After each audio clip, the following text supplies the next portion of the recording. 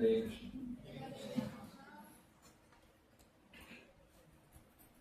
ജയ ഗൗരനിതായ് ജയ ഗൗരനിതായ് ജയ ഗൗരനിതായ് ജയ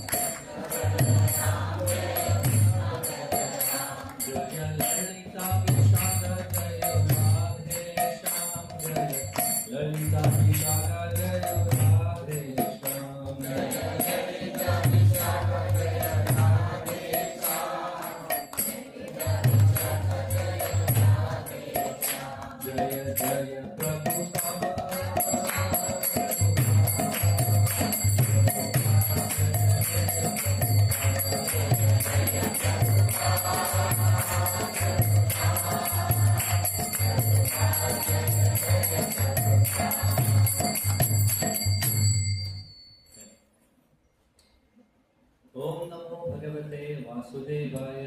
ओम नमो भगवते वासुदेवाय। ओम नमो भगवते वासुदेवाय। ओम नमो भगवते वासुदेवाय। ओम नमो भगवते वासुदेवाय। ओम नमो भगवते वासुदेवाय। ओम ज्ञानतिमिरान्धस्य ज्ञानाञ्जनशलाकया चक्षुरुन्मिलितं येन तस्मै श्रीगुरवे नमः। श्रीचैतन्यमनोभीष्टं स्थापितं येन भूतले स्वयं रूपा कलामह्यं ददाति स्वपदान्तिकं। वन्देऽहं श्रीगुरो श्रीयुतपरकमलं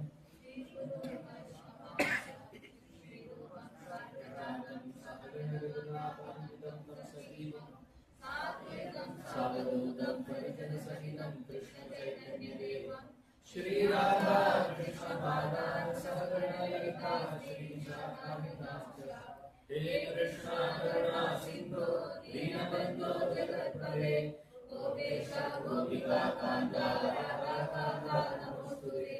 तप्त काञ्चन गौराङ्गी राधे वृन्दावनेश्वरी वृषभानुसुते देवी प्रणमामि हरिप्रिये। वाञ्छाकल्पतरुभ्यश्च कृपा सिन्धुभ्येव च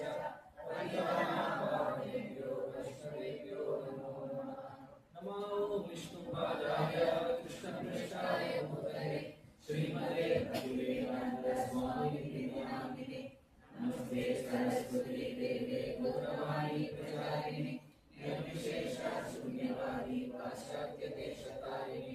जय श्री कृष्ण चैतन्य प्रभु नित्यानंद श्री अद्वैत गदाधर श्रीवासादि हरे कृष्णा कृष्ण कृष्ण हरे हरे हरे राम राम राम हरे हरे। हरे कृष्णा कृष्ण कृष्ण हरे हरे हरे राम राम राम हरे हरे। हरे कृष्णा कृष्ण कृष्ण हरे हरे हरे राम राम राम हरे हरे।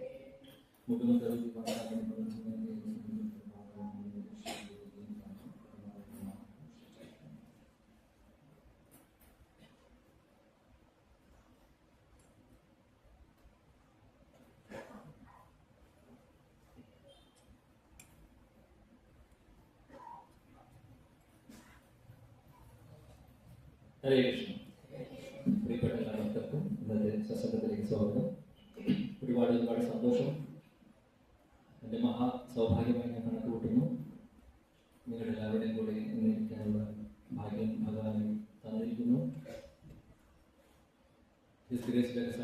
പ്രഭുവിന്റെ നേതൃത്വത്തിൽ വളരെ മനോഹരമായിട്ട് തിരുവനന്തപുരത്ത് സത്സംഗങ്ങൾ നടന്നു പോകുന്നു. തിരുവനന്തപുരം മാത്രമല്ല, ലോകമെമ്പാടും അദ്ദേഹം പ്രചരണം ചെയ്ത് ആളുകളെ ഭക്തരാക്കുന്നു.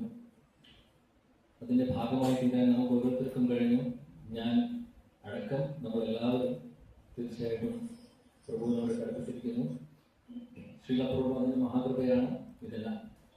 ഇവിടെ ഗോവർദ്ധനത്തായുള്ള ചൈതന്യ മഹാപ്രഭു, നിത്യാനന്ദ പ്രഭുവിന്റെ മഹാകൃപ കൊണ്ടാണ് ഇതെല്ലാം നടക്കുന്നത്. അവരുടെ മഹാകാരുണ്യം നമ്മുടെ ഗുരുജനങ്ങളിലൂടെ നമ്മളിലേക്ക് എത്തിയിരിക്കുന്നു. ശ്രീലപ്രഭുപാദാണ് നമ്മുടെ വീട്ടിലേക്ക് അദ്ദേഹം ഭാഗവതമായിട്ടും ഭഗവത്ഗീതയായിട്ടും നാമമായിട്ടും കൊണ്ടുവന്നത്. പ്രഭുപാദനോട് എത്ര കടപ്പെട്ടിരിക്കുന്നു എന്ന് പറഞ്ഞു കഴിഞ്ഞാൽ നമുക്ക് വാക്കുകളില്ല. എത്ര ജന്മം എടുക്കേണ്ടി വരും തിരിച്ച് എന്തെങ്കിലും പ്രഭുപാദനു വേണ്ടി ചെയ്യാൻ എന്ന് ആലോചിച്ചു കഴിഞ്ഞാൽ നമുക്ക് അറിയില്ല എത്ര ജന്മം എടുക്കേണ്ടി വരുന്നു. അത്രമാത്രം കടപ്പെടേണ്ടി വരും. അപ്പോൾ നമ്മുടെ ഈ ഒരു ചെറിയ ഒരു സത്സംഗം തുടങ്ങുന്നതിന് മുമ്പ് കുറച്ച് സമയമുള്ളൂ. അത് കഴിഞ്ഞ് കുറച്ച് അനൗൺസ്മെന്റ് ഒക്കെ ഉണ്ട്. പ്രധാനപ്പെട്ട ഗീതാ ജയന്തി മഹോത്സവം വരാൻ പോകുന്നു. അത് നാളെയാണ്. അതിനെക്കുറിച്ചുള്ള കുറച്ച് അനൗൺസ്മെന്റ് ഒക്കെ ഉണ്ട്. അതിനു മുമ്പായി കുറച്ച് സമയം നമുക്ക് ഭഗവാനെ കുറിച്ച് ചർച്ച ചെയ്യാം. ആദ്യം തന്നെ ശ്രീലപ്രഭുപാദിന്റെയും എല്ലാ ആചാര്യ ഗുരു പരമ്പരയുടെയും പാദങ്ങളിൽ നമസ്കരിക്കുന്നു. അതേപോലെ തന്നെ ഇവിടെ കൂടിയിരിക്കുന്ന ഓരോ ഭക്തരുടെയും പാദങ്ങളിൽ നമസ്കരിക്കുന്നു. എല്ലാവരുടെയും പ്രാർത്ഥനയും അനുഗ്രഹവും. അപ്പോൾ ഞാൻ അഭ്യർത്ഥിക്കുന്നു, ഇവിടെ ഇരുന്ന് കുറച്ചു നേരം എന്തെങ്കിലും ഭഗവാനെ കുറിച്ച് പറയണമെങ്കിൽ നിങ്ങളെല്ലാവരും അനുഗ്രഹം ആവശ്യമാണ്. ഭഗവാന്റെ അനുഗ്രഹം തീർച്ചയായിട്ടും ഗുരുജനങ്ങളുടെ അതേപോലെ തന്നെ ഓരോ വൈഷ്ണവരുടെ അനുഗ്രഹം ആവശ്യമാണ്. അതിനുവേണ്ടി ഞാൻ പ്രാർത്ഥിക്കുന്നു, അഭ്യർത്ഥിക്കുന്നു. ഹരേ കൃഷ്ണ. നമ്മളിന്ന് 12ാമത്തെ അധ്യായത്തില് 2ാമത്തെ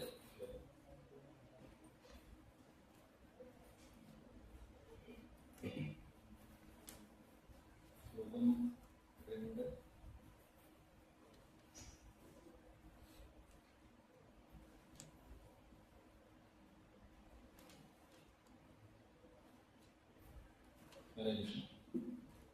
ഭഗവത്ഗീതയിലെ ഏത് ശ്ലോകം വേണമെന്ന് ആലോചിക്കുമായിരുന്നു. ഭഗവത്ഗീതയാണ് ഇവിടുത്തെ ഇന്നത്തെ തീം എന്നുള്ളത് ഇന്നലെ മനസ്സിലായത്. ഭാഗവതമായിരുന്നു എൻ്റെ മനസ്സിൽ. എന്നാൽ ഭഗവത്ഗീതയിലൂടെ ഭാഗവതത്തിലേക്ക് നമ്മൾ പോകും മിക്കവാറും. ഏത് ശ്ലോകം? എല്ലാ ശ്ലോകവും ഭഗവത്ഗീതയിൽ പ്രധാനപ്പെട്ടതാണ്. ഈ ഒരു ശ്ലോകം 12ാമത്തെ അധ്യായം. ഭഗവത്ഗീത നോക്കിക്കഴിഞ്ഞാൽ എല്ലാവർക്കും ഭഗവത്ഗീത കേട്ടിട്ടുണ്ടോ? ഭഗവത്ഗീത അറിയുന്നവരായിരിക്കും. അല്ലെങ്കിൽ അറിയാത്തവർക്കായി പുതുതായി കാര്യങ്ങളുണ്ടെങ്കിൽ പറയുന്നു. ഭഗവത്ഗീതയിൽ 18 അധ്യായങ്ങളുണ്ട്. 3 അതിനെ ഡിവൈഡ് ചെയ്തിട്ടുണ്ട്. ആദ്യത്തെ 6 അധ്യായങ്ങൾ കർമ്മയോഗത്തെ കുറിച്ച് പറയുന്നു. നടുക്കുള്ള 6 അധ്യായങ്ങൾ ഭക്തിയോഗത്തെ കുറിച്ച് പറയുന്നു. അവസാനമുള്ളത് ജ്ഞാനയോഗമാണ്. ഇതിന്റെ ഇടയിൽ ആദ്യത്തെ 6 അധ്യായങ്ങളിൽ ധ്യാനയോഗത്തെ കുറിച്ചും കുറച്ച് വരുന്നുണ്ട്. 6ാമത്തെ അധ്യായത്തിൽ വരെ. ശ്രീമദ് ഭഗവത്ഗീതയാണ് എല്ലാത്തിന്റെയും തുടക്കം. ഭക്തിയിൽ നമുക്ക് കാൽ വെക്കണമെങ്കിൽ ശ്രീമദ് ഭഗവത്ഗീത ഇല്ലെങ്കിൽ സാധിക്കില്ല. നമ്മുടെ ഓരോരുത്തരുടെയും ജീവിതം മുന്നോട്ട് നയിക്കാൻ വേണ്ടി നമുക്ക് തന്നിട്ടുള്ള ഒരു യൂസർ മാനുവലാണ് ഭഗവത്ഗീത. നമ്മളൊരു ഉപകരണം വാങ്ങിക്കുമ്പോൾ, എന്തെങ്കിലും ഇലക്ട്രോണിക് ഉപകരണങ്ങൾ വാങ്ങിക്കുമ്പോൾ അതിന്റെ കൂടെ ഒരു യൂസർ ഗൈഡ് കിട്ടും, അല്ലെ? ഒരു ചെറിയൊരു ബുക്ക്ലെറ്റ് കിട്ടും, എങ്ങനെ ഇത് ഉപയോഗിക്കണമെന്ന്. ചെറിയൊരു തേപ്പ് പെട്ടി വാങ്ങിച്ചാലും കിട്ടും. എത്ര വോൾട്ടേജ് ഉണ്ട്, എത്രമാത്രം കറണ്ടിലാണിത് ചെയ്യേണ്ടത്, ഇല്ലെങ്കിൽ അത് പ്രശ്നമാണ്. അപ്പോൾ അത് അനുസരിച്ച് നമ്മൾ ആ ഉപകരണം ഉപയോഗിക്കുകയാണെങ്കിൽ കുറെ വർഷങ്ങൾ നമുക്കത് ഉപയോഗിക്കാം. ആ യൂസർ മാനുവൽ ഉപയോഗിച്ച് നമ്മൾ ആ ഉപകരണം ഉപയോഗിക്കുകയാണെങ്കിൽ. അതേപോലെ നമ്മുടെ ഈ ശരീരം, ഭഗവാൻ പറയുന്നു ഭഗവത്ഗീതയിൽ, ഒരു യന്ത്രം പോലെയാണ്. ഒരു യന്ത്രം പോലെയാണ്. അത് മുന്നോട്ട് പോകണം. പക്ഷെ സാധാരണ യന്ത്രമല്ല. ഇതിൽ സൂക്ഷ്മ ശരീരം, സ്ഥൂല ശരീരം കൂടിയിട്ടുള്ളതാണ്. പുറമെ കാണുന്നത് സ്ഥൂല ശരീരമാണ്. എന്നാൽ മനസ്സും അതേപോലെ ബുദ്ധി, വിദ്യാഹങ്കാരമാണ് സൂക്ഷ്മ ശരീരം. സ്ഥൂല ശരീരം നശിക്കുന്നു. നമ്മൾ മരിക്കുമ്പോൾ സൂക്ഷ്മ ശരീരം നമ്മുടെ കൂടെ വരുന്നു. വീണ്ടും വേറെ ശരീരങ്ങൾ സ്വീകരിക്കുന്ന സമയത്ത് നമ്മുടെ കൂടെ സൂക്ഷ്മ ശരീരം കൂടെ വരുന്നുണ്ട്. സ്ഥൂല ശരീരം മാറിക്കൊണ്ടിരിക്കുന്നു. അതാണ് സംഭവിച്ചുകൊണ്ടിരിക്കുന്നത്. അപ്പോൾ ഭഗവാൻ പറയുന്നു, ഈ ഒരു യന്ത്രത്തെ നേർവഴിക്ക് നയിക്കണമെങ്കിൽ, എന്തെങ്കിലും ഒരു മാനുവൽ വേണം അല്ലെ, എന്തെങ്കിലും ഒരു ഗൈഡ് വേണം. ആ ഗൈഡാണ് ഭഗവത്ഗീത. വളരെ വളരെ പ്രധാനപ്പെട്ട പുസ്തകമാണ് ഭഗവത്ഗീത. നമ്മൾ ശരിക്കും പഠിക്കുകയാണെങ്കിൽ, ഭഗവത്ഗീതയിൽ ഓരോ ശ്ലോകങ്ങളും മനസ്സിലാക്കി ജീവിതത്തിൽ അത് ആചരിക്കുകയാണെങ്കിൽ വേറൊരു ഗ്രന്ഥത്തിന്റെ ആവശ്യമില്ല. അതുകൊണ്ട് പറയുന്നു, എല്ലാ ഉപനിഷത്തുകളുടെയും സാരമാണ് ഭഗവത്ഗീത. ഗീതോപനിഷത്ത് എന്നാണ് പഠിക്കുന്നത്. സർവ ഉപനിഷത്തോ കാവോ ഗോപാല പാർത്ഥോ വത്സ സുധീർ ഭോക്ത ഉത്തം ഗീതാമൃതമാണ്. എല്ലാ ഉപനിഷത്തുകളെയും ഇവിടെ ഉപനിഷത്തുകളെ പറയുന്നത് പശുവായിട്ടാണ്. എല്ലാം കൂടെ ഗീതോപനിഷത്ത് പറഞ്ഞാൽ എല്ലാ ഉപനിഷത്തുകളെയും സാരമാണ്. ഭഗവാൻ കൃഷ്ണൻ അവിടെ, കൃഷ്ണൻ എന്താണ്, കൃഷ്ണന്റെ ഗോലഗോവൃന്ദാവനത്തിൽ കൃഷ്ണൻ ചെയ്യുന്നത് എന്താണ്? അദ്ദേഹത്തിന്റെ ജോലി എന്താണ്? ഗോകുല പശുക്കളെ മേയ്ക്കുന്നത്. അപ്പോൾ അദ്ദേഹമാണ് പാല് കറക്കുന്നത്. പാല് കറക്കാൻ എക്സ്പെർട്ടാണ് ഭഗവാൻ. പാല് കുടിക്കാനും വെള്ളം കറക്കാനും എക്സ്പെർട്ടാണ്, അതുപോലെ കറക്കാനും എക്സ്പെർട്ടാണ്. മനോഹരമായിട്ടുള്ള ഒരുപാട് ലീലകളുണ്ട്. അതായത് പശുക്കളുമായി സംബന്ധിച്ച് ഒരുപാട് ലീലകളുണ്ട്. കൃഷ്ണൻ ഇവിടെ ഉപനിഷത്തുകളെല്ലാം അതിന്റെ സത്ത് ഇവിടെ കറന്നുകൊണ്ടിരിക്കുകയാണ്. വത്സനായിട്ടുള്ളതാണ് അർജുനനാണ്. അർജുനൻ ഇപ്പോൾ പശുക്കുട്ടി കൂടെ ഉണ്ടെങ്കിൽ പശു കൂടുതൽ പാല് ചുരത്തും അല്ലെ, അങ്ങനെയാണ്. അപ്പോൾ ഇവിടെ അർജുനനെ നിമിത്തമാക്കി മാറ്റുന്നു. കൃഷ്ണൻ ഉപനിഷത്തുകളെല്ലാം അതിൽ നിന്ന് എടുക്കുവാണ്, അതിന്റെ എസെൻസ് എടുക്കുവാണ്. ആ എസെൻസ് ആണ് ഭഗവത്ഗീത.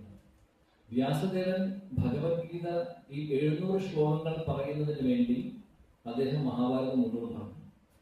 മഹാഭാരതം എന്തിനു വന്നു? മഹാഭാരതത്തിൽ കഥകളുണ്ട് അല്ലെ, ഒരുപാട് കാര്യങ്ങളുണ്ട്.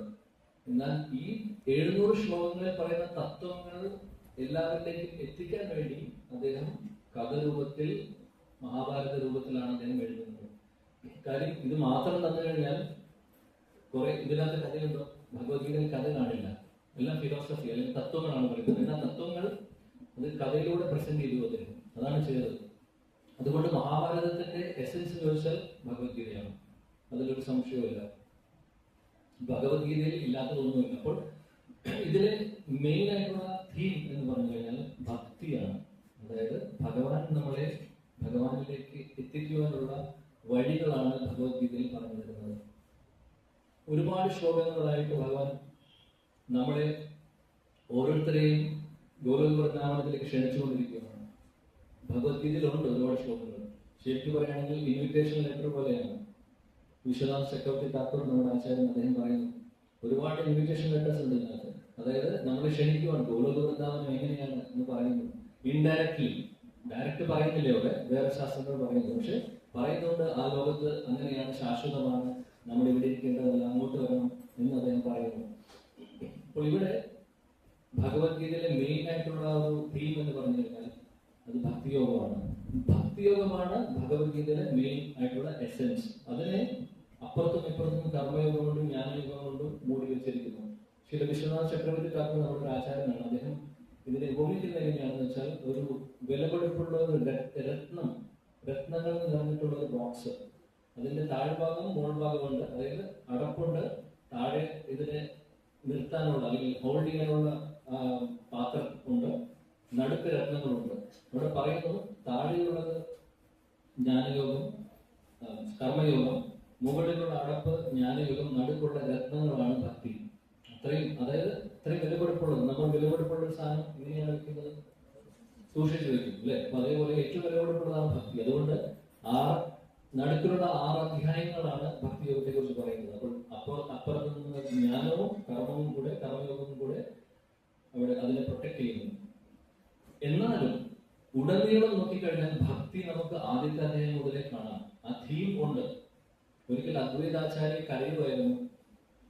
എന്തിനാണ് കരയുന്നത്? ഭഗവത്ഗീതയിൽ 700 ശ്ലോകങ്ങളുണ്ട്. അതിൽ ഒരു ശ്ലോകത്തിൽ മാത്രം അദ്ദേഹത്തിന് ഭക്തിയോഗം മനസ്സിലാവുന്നില്ല. ബാക്കി എല്ലാ ശ്ലോകത്തിലും അദ്ദേഹത്തിന് മനസ്സിലായി. ഇങ്ങനെയൊക്കെയോ ഭക്തിയെ കുറിച്ച് ഭഗവാൻ ഡയറക്ട്ലി ഇൻഡയറക്ട്ലി പറയുന്നുണ്ട്. പക്ഷേ അദ്ദേഹം എന്നിട്ട് കരയുമായിരുന്നു. അദ്വൈതാചാര്യ തീരുമാനിച്ചു, ഞാൻ ഇനി ഭക്ഷണം കഴിക്കില്ല കുറേ ദിവസത്തേക്ക്, ഞാൻ പട്ടിണി കിടക്കാൻ പോവാണ്. ഇത് ഭഗവാൻ എനിക്ക് മനസ്സിലാക്കി തരാത്തോടത്തോളം കാലം ഞാൻ പട്ടിണി കിടക്കും. ഒരു ശ്ലോകം 699 ശ്ലോകത്തിലും അദ്ദേഹം ഭക്തിയോഗം കണ്ടിട്ടുണ്ട്. പക്ഷെ ഒരു ശ്ലോകത്തിൽ അദ്ദേഹം കാണുന്നില്ല, അദ്ദേഹത്തിന് മനസ്സിലാവില്ല. അപ്പൊ അദ്ദേഹത്തിന് അറിയാം അതിനകത്ത് ഉണ്ടെന്നുള്ളത്. അപ്പോൾ അദ്ദേഹം കരഞ്ഞുകൊണ്ട് ചൈതന്യ മഹാപ്രഭുവിനോട് പ്രാർത്ഥിക്കുകയാണ്. മഹാപ്രഭു അദ്ദേഹത്തിന്റെ ഹൃദയത്തിൽ വന്ന് പറഞ്ഞു കൊടുക്കുന്നു ആ ശ്ലോകത്തിൽ എങ്ങനെയാണ് ഭക്തിയോഗം ഉള്ളത്. പറയുന്നത് എന്താണെന്ന് വെച്ചാൽ ഭക്തിയോഗമാണ് ഇതിന്റെ എസെൻസ്. നോക്കിക്കഴിഞ്ഞാൽ ആദ്യത്തെ അധ്യായങ്ങളിൽ കർമ്മയോഗം എന്ന് പറഞ്ഞു കഴിഞ്ഞാൽ എന്താണ്? കർമ്മങ്ങൾ കൊണ്ട് നമ്മൾ ഭഗവാനെ സേവിക്കുന്നതിനാണ് കർമ്മയോഗം. അതായത് കർമ്മങ്ങൾ ഉപയോഗിച്ച് ഭഗവാനുമായിട്ട് നമ്മൾ കണക്ട് ആവുന്നതിനാണ് കർമ്മയോഗം എന്ന് പറയുന്നത്. ഭക്തി ഉപയോഗിച്ച് ഭഗവാനുമായിട്ട് കണക്ട് ചെയ്യുന്നതിന് ഭക്തിയോഗം എന്ന് പറയുന്നത്. ജ്ഞാനം കൊണ്ട് ഉള്ള ആ ഒരു യോഗം, അതാണ് ജ്ഞാനയോഗം. ഈ ഒരു അധ്യായം 12ാമത്തെ അധ്യായം ഭക്തിയോഗത്തിൽ വരുന്നതാണ്. ഇവിടെ മനോഹരമായിട്ടുള്ള ഒരുപാട് ശ്ലോകങ്ങളുള്ള ഒരു അധ്യായമാണ്. 20 ശ്ലോകങ്ങളേ ഉള്ളൂ. അത് അതിമനോഹരമാണ്. ഭഗവാൻ ഇവൻ 13ാമത്തെ ശ്ലോകം മുതൽ ഈ അദ്ദേഹത്തിൽ പറയുന്നുണ്ട്, എന്റെ ഭക്തൻ എങ്ങനെ ആയിരിക്കണം, അല്ലെങ്കിൽ എങ്ങനെയുള്ള ഭക്തരാണ് ഞാൻ ഇഷ്ടപ്പെടുന്നത് എന്നുള്ളത്. ഒരു 8 ശ്ലോകങ്ങൾ അദ്ദേഹം അഷ്ടകം പോലെ പറയുന്നുണ്ട് അവിടെ. നമ്മൾ അവിടേക്ക് പോകുന്നില്ല. എന്തായാലും ഈ ഒരു ശ്ലോകം ഞാൻ വായിക്കാം. ചെറിയ ശ്ലോകമാണ്, ഭാവാർത്ഥം ചെറുതാണ്. ശ്രീ ഭഗവാൻ വാച മയ്യാവേശ്യ മനോ യേ മാം നിത്യയുക്താ ഉപാസതേ ശ്രദ്ധയാ പരയോ പേതാസ് തേന യുക്താ തമാമതാ.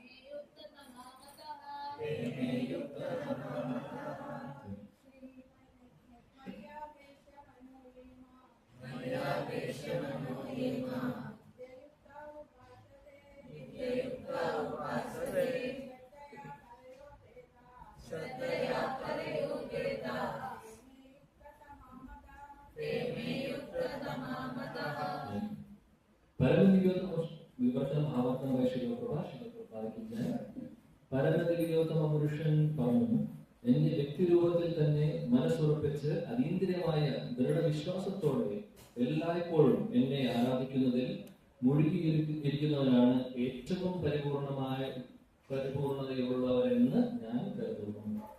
ശിലപ്രഭുവിന്റെ അതീന്ദ്രിയ തരത്തിലുള്ള ഭാവാർത്ഥമാണ്. എല്ലാ ഭാവാർത്ഥവും അങ്ങനെയാണ്. Transcendental purpose.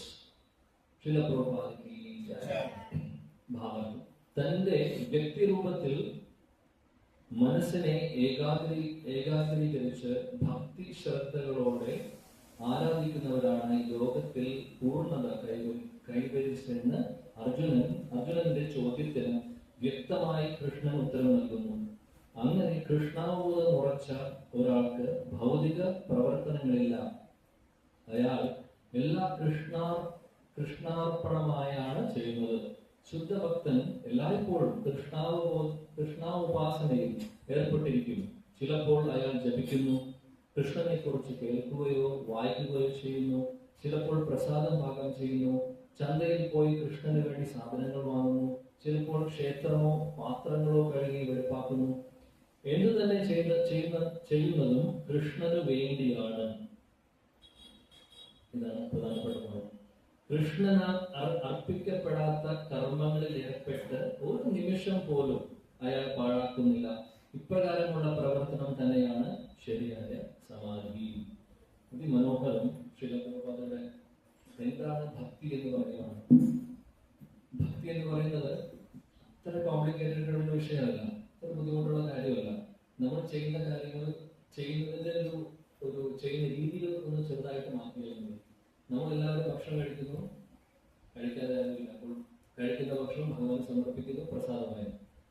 നമ്മൾ ജോലിക്ക് പോകുന്ന ജോലിയിൽ നിന്ന് കിട്ടുന്ന വരുമാനത്തിൽ നിന്ന് ഭഗവാന്റെ സേവനങ്ങളിലേക്ക് നമ്മൾ കുറച്ച് പൈസ ഉപയോഗിക്കുന്നുണ്ടെങ്കിൽ അത് സേവനമായി മാറുന്നു.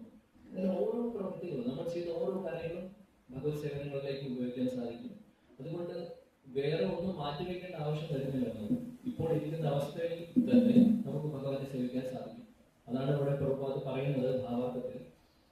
ഭക്തർ എങ്ങനെയാണ് ചെയ്യുന്നത്? എല്ലാം ഭഗവാനെ സമർപ്പിച്ചുകൊണ്ട് ചെയ്യുന്ന കാര്യങ്ങളെല്ലാം സമർപ്പിക്കുമ്പോൾ എന്ത് സംഭവിക്കുന്നു? ചെയ്യുന്ന കാര്യത്തിന്റെ കർമ്മ ഫലം വരുന്നില്ല. കർമ്മഫലം അല്ലെങ്കിൽ നമ്മൾ ചെയ്യുന്ന ഓരോ കാര്യത്തിനുണ്ട്, നമ്മൾ ചെയ്യുന്ന ഓരോ പ്രവൃത്തിക്കും അതിന് കർമ്മമുണ്ട്, അതായത് റിയാക്ഷൻ ഉണ്ട്.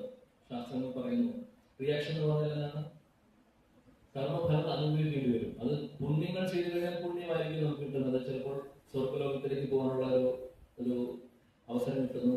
ഇനി മോശമായിട്ടുള്ള കാര്യങ്ങൾ, തെറ്റുകൾ ചെയ്യുകയാണെങ്കിൽ നരകത്തിൽ പോയി യാതനകൾ അനുഭവിക്കേണ്ടി വരും. ഒരു സംശയമില്ല കാര്യത്തിൽ. പുണ്യമാവട്ടെ പാപമാവട്ടെ റിയാക്ഷൻ ഉണ്ടാവും. ഇപ്പോൾ ഭഗവാൻ ആദ്യത്തെ 6 അധ്യായങ്ങളിൽ പറയുന്നത്, കർമ്മയോഗത്തെ കുറിച്ച് പറയുമ്പോൾ അദ്ദേഹം പറയുന്നത്, എല്ലാ കർമ്മങ്ങളും എനിക്ക് സമർപ്പിക്കൂ, നിങ്ങൾ ചെയ്തോളൂ, നിങ്ങൾ ചെയ്യേണ്ട കാര്യങ്ങൾ ചെയ്യൂ, പക്ഷെ എനിക്ക് സമർപ്പിച്ചുകൊണ്ട് ചെയ്യൂ എന്നാണ് പറയുന്നത്. അങ്ങനെ ചെയ്യുമ്പോൾ എന്താണ്? അകർമ്മമായി മാറും. അകർമ്മം എന്ന് പറഞ്ഞു കഴിഞ്ഞാൽ കർമ്മമുണ്ട്, കർമ്മം ചെയ്യുന്നുണ്ട്, പക്ഷെ റിയാക്ഷൻ ഇല്ല. റിയാക്ഷൻ ഇല്ല എന്ന് പറഞ്ഞാൽ നമ്മൾ ഭഗവാൻ സമർപ്പിക്കുന്നുണ്ട്, അതുകൊണ്ട് നമുക്ക് അതിന്റെ റിയാക്ഷൻ കിട്ടുന്നില്ല, കർമ്മഫലം കിട്ടുന്നില്ല. നമുക്ക് കിട്ടുന്നത് ഭഗവാനെ സമർപ്പിക്കുമ്പോൾ കിട്ടുന്നത് എന്താണ്? ഭക്തിയുടെ ക്രെഡിറ്റ് ആണ് കിട്ടുന്നത്. അത് കർമ്മമായിട്ട് ബന്ധമില്ല. നമുക്ക് എല്ലാവർക്കും 2 തരത്തിലുള്ള അക്കൗണ്ട് ഉണ്ട്. ബാങ്കിൽ അക്കൗണ്ട് ഉണ്ടാവും, SBI-യിലോ കാനറ ബാങ്കിലോ ഒക്കെ അക്കൗണ്ട് ഉണ്ടാവും. അതൊന്നും കാര്യമില്ല. നമുക്ക് വേണ്ട ഭക്തിയുടെ അക്കൗണ്ടാണ്. കാര്യം മറ്റുള്ള അക്കൗണ്ട് എല്ലാം നശിക്കും ഒരു ദിവസം. നമ്മൾ പോകുന്നത് കൂടി കഴിഞ്ഞു. നോമിനിനെ ശരിക്കും വെച്ചിട്ടില്ലെങ്കിൽ അടുത്ത ആൾ പോലും കിട്ടില്ല. ഒരുപാട് തലവേദനയുണ്ടല്ലേ, ഒരുപാട് കോംപ്ലിക്കേഷൻ ഉണ്ട്. സ്ഥലങ്ങൾക്കാവട്ടെ, അല്ലെങ്കിൽ ബാങ്കിന്റെ പൈസയാവട്ടെ, അടുത്തൊരു ജനറേഷൻ അത് മാറണമെങ്കിൽ ഒരുപാട് കോംപ്ലിക്കേഷൻ ഉണ്ട്. എളുപ്പമൊന്നുമല്ല. എന്നിട്ട് അവർക്ക് അനുഭവിക്കാൻ പറ്റില്ല. അത് കിട്ടുമ്പോഴേക്കും അവരുടെ കാലം കഴിയും. അങ്ങനെയാണ് ഇവിടുത്തെ പല കേസുകളും നടക്കുന്നത് അല്ലെ. 20 കൊല്ലം 30 കൊല്ലം കേസിന് വിധിയാവുന്നതിന് മുമ്പ് ആട് പോയിട്ടുണ്ടാവും. അങ്ങനെയാണ് ഇവിടുത്തെ കാര്യം. അതുകൊണ്ട് ഇവിടെ ഒന്നും ശാശ്വതമല്ല. ശാശ്വതമായിട്ടുള്ള ഒരേ ഒരു കാര്യം ഭഗവത് സേവനങ്ങൾ മാത്രം, ഭക്തി മാത്രമേ ഉള്ളൂ. നമ്മൾ ചെയ്യുന്ന ഓരോ ചെറിയ കാര്യമാവട്ടെ വലിയ കാര്യമാവട്ടെ ഭഗവാന് വേണ്ടി ഭഗവാൻ സമർപ്പിച്ചുകൊണ്ട് ചെയ്യുകയാണെങ്കിൽ നമ്മുടെ സ്പിരിച്വൽ അക്കൗണ്ടിൽ അത് നമ്മൾ ചെയ്യുന്നത്. ഈ ഒരു കാര്യം മാത്രമേ നമുക്ക് ഭാവിയിൽ പ്രയോജനം ഉണ്ടാവുന്നുള്ളൂ. ബാക്കിയെല്ലാം പാഴായി പോകുന്നു. ഭഗവാൻ അങ്ങോട്ടേക്ക് വരാൻ വേണ്ടി നമുക്ക് യോഗ്യത നമ്മൾ നേടാനുള്ള സമയമാകുമ്പോൾ ഭഗവാൻ നോക്കുന്നത് ഈ അക്കൗണ്ടാണ്, സ്പിരിച്വൽ അക്കൗണ്ട്. ആധ്യാത്മികമായിട്ടുള്ള ആ ഒരു അക്കൗണ്ടിൽ എന്തെങ്കിലും ഉണ്ടോ നോക്കും. ഉണ്ടെങ്കിൽ നമുക്ക് പോകാൻ സാധിക്കും, ഇല്ലെങ്കിൽ വീണ്ടും ഇവിടെ ഈ ഭൗതിക ലോകത്തിൽ ജന്മമെടുക്കേണ്ടി വരും. അതുകൊണ്ട് ഭഗവാൻ ഇടയ്ക്കിടയ്ക്ക് അവതാരങ്ങൾ എടുത്തു വരുന്നു. എന്തിനാണ് വരുന്നത് അവതാരങ്ങൾ എടുത്ത്? നമ്മളെ ഓർമ്മിപ്പിക്കാൻ, അല്ലെ? ഓർമ്മിപ്പിക്കാൻ. ഇതാണ് ജീവിതത്തിന്റെ ലക്ഷ്യം. നമ്മൾ മനുഷ്യരായി ജനിച്ചത് കൊണ്ട് മാത്രം ആവുന്നില്ല. മനുഷ്യ ജന്മം പൂർണ്ണമാവുന്നത് ഭഗവത് സേവനങ്ങൾ ചെയ്യുമ്പോഴാണ്. ഇല്ലെങ്കിൽ അത് വെറും പാഴായി പോവുകയാണ് ചെയ്യുന്നത്. ഭഗവാൻ എന്നറിയാം. അതുകൊണ്ട് ശാസ്ത്രങ്ങൾ അദ്ദേഹം തന്നിട്ടുണ്ട്. ഇടയ്ക്കിടയ്ക്ക് അദ്ദേഹം അവതാരങ്ങൾ എടുത്ത് വരുന്നു. അവതാരങ്ങൾ എടുത്ത് ഒരുപാട് ലീലകൾ ചെയ്യുന്നു, നമ്മളെ ഭഗവാനിലേക്ക് ആകർഷിപ്പിക്കുന്നു. ഇതാണ് ഭഗവാൻ ചെയ്യുന്നത്. ലീലകൾ കാണുന്നു, കേൾക്കുന്നു. ലീലകൾ ചിലപ്പോൾ നമ്മൾ നേരിട്ട് കാണുന്നുണ്ടാവില്ല, പക്ഷെ ലീലകൾ നമ്മൾ കേൾക്കുന്നു. അല്ലെ? ഭഗവത്ഗീത എവിടെയാണോ അവസാനിക്കുന്നത് അവിടെയാണ് ഭാഗവതം തുടങ്ങുന്നത്. ഭഗവാൻ തത്വങ്ങൾ പറഞ്ഞു ഭഗവത്ഗീതയിൽ, അല്ലെ? അതിനു മുമ്പ് ഓൾറെഡി ലീലകൾ ചെയ്തിട്ടുണ്ട്. ഭഗവാൻ 5000 വർഷങ്ങൾ മുമ്പ് വരുന്ന സമയത്ത് ഭഗവത്ഗീത അദ്ദേഹം പറയുന്നത് എപ്പോഴാണ്? കുരുക്ഷേത്ര ഭൂമിയിൽ വെച്ചാണ്. ശരിയല്ലേ? എന്നാൽ വൃന്ദാവനത്തിൽ അദ്ദേഹം ഉള്ള സമയത്ത് ഓൾറെഡി ലീലകൾ ചെയ്തിട്ടുണ്ട്. എന്നാൽ അതെല്ലാം ഭാഗവതത്തിൽ വരുന്നത് പിന്നീടാണ്. ശ്രീ വ്യാസദേവൻ അതിനെ കമ്പൈൻ ചെയ്യുന്നത് പിന്നീടാണ്. അതിനു മുമ്പ് ഭഗവത്ഗീത ഓൾറെഡി കുരുക്ഷേത്ര ഭൂമിയിൽ ഭഗവാൻ പറഞ്ഞു കഴിഞ്ഞിട്ടുണ്ട്. അപ്പോൾ ഇതിൽ ഒരുപാട് തത്വങ്ങൾ പറയുന്നുണ്ട്. ആ തത്വങ്ങൾ മാത്രം ആയിക്കഴിഞ്ഞാൽ നമുക്ക് നമ്മുടെ ഹൃദയത്തിൽ അത് പോവില്ല, പ്രവേശിക്കില്ല എന്നറിയാം. കാര്യം കലിയുഗത്തിലെ ആളുകളുടെ ബുദ്ധിശക്തി കുറവാണ്, നമ്മുടെ ശരിയും തെറ്റും തിരിച്ചറിയാനുള്ള കഴിവ് കുറവാണ്. എല്ലാം കൊണ്ടും പ്രശ്നമാണ്. എല്ലാം കൊണ്ടും പ്രശ്നമുള്ള ഒരു സമയമാണ് കലിയുഗം. അപ്പോൾ നമുക്ക് കൂടുതൽ ഭഗവാനോട് ആകർഷണം തോന്നാൻ വേണ്ടി എങ്കിലും വേണം. ഇത് തത്വങ്ങൾ മാത്രമായി ശരിയാവില്ല. അപ്പോൾ ഭഗവാൻ അതുകൊണ്ട് ലീലകൾ ഓൾറെഡി ചെയ്തിട്ടുണ്ട്. പക്ഷെ വ്യാസദേവൻ അതിനെ പിന്നീടാണ് രൂപീകരിക്കുന്നത്. അതുകൊണ്ടാണ് ഭാഗവതം വ്യാസദേവൻ അവസാനം വേണ്ടിയിട്ടുള്ള രചനയാണെന്ന് പറയുന്നത്. കാര്യം എന്താണെന്ന് വെച്ചാൽ ഭഗവത്ഗീത മഹാഭാരതം അതിന് മുമ്പ് എഴുതിയിട്ടുണ്ട്. എന്നാലും അദ്ദേഹത്തിന് ഒരു സന്തോഷം ഉണ്ടായിരുന്നില്ല. അദ്ദേഹത്തിന്റെ ഹൃദയത്തിൽ ഒരു വിഷമം തോന്നുമായിരുന്നു. എന്തോ കുറവുണ്ട്. ആ കുറവ് നികത്തുന്നത് എങ്ങനെയാണ്? ഭാഗവതം എഴുതിയതിനു ശേഷം. അപ്പോൾ ഭാഗവതത്തിൽ എന്താണ് പറയുന്നത്? കൃഷ്ണൻ ഭഗവാന്റെ കഥകളാണ്, അല്ലെ? ഭഗവത്ഗീതയിൽ പറയുന്നത് ഭഗവാന്റെ തിരുമുഖത്തിൽ നിന്ന് വരുന്നതാണ്. രണ്ടും കൃഷ്ണകഥയാണ്. ഹരികഥ എന്ന് പറഞ്ഞു കഴിഞ്ഞാൽ ഭഗവാൻ പറയുന്നതോ ഭഗവാനെ കുറിച്ച് പറയുന്നതോ രണ്ടും ഹരികഥയാണ്. അപ്പോൾ നമ്മൾ ഭഗവത്ഗീത പഠിക്കുന്നതും ഭാഗവതം പഠിക്കുന്നതിന്റെ വ്യത്യാസമില്ല. തത്വങ്ങൾ പഠിക്കുന്നു, ലീലകൾ പഠിക്കുന്നു, ഇത് രണ്ടും ഒരുമിച്ച് ചെയ്യണം. മാറ്റി നിർത്താൻ പറ്റുന്ന കാര്യങ്ങളല്ല. തത്വങ്ങൾ മനസ്സിലായെങ്കിലേ കഥകൾ നമ്മുടെ ഹൃദയത്തിൽ പ്രവേശിക്കുകയുള്ളൂ. അത് വളരെ ഇമ്പോർട്ടന്റ് ആണ്.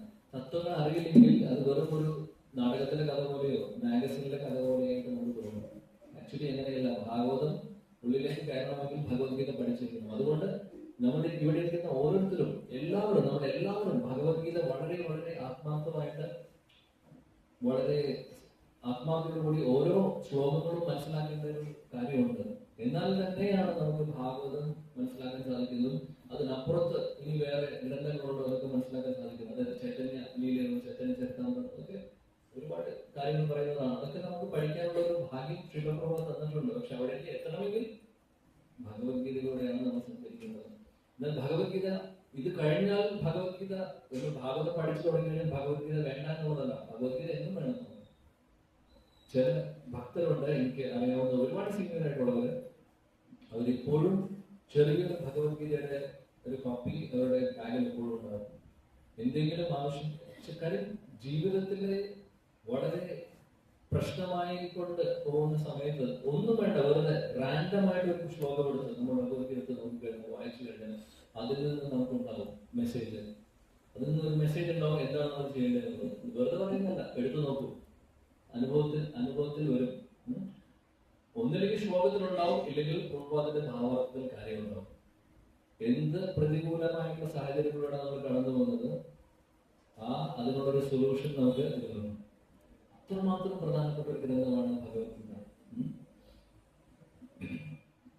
ഭഗവത്ഗീതയുടെ ഞാൻ ഗൗരവത്തായി കണ്ടപ്പോൾ, വളരെ മനോഹരമായിട്ടുള്ള ഗൗരവത്തായാണ് ഉള്ളത്. ഗൗരവത്തായി കണ്ടപ്പോൾ ഒരു കാര്യം ഓർമ്മ വന്നു. ചൈതന്യ മഹാപ്രഭു എല്ലാവർക്കും അറിയും.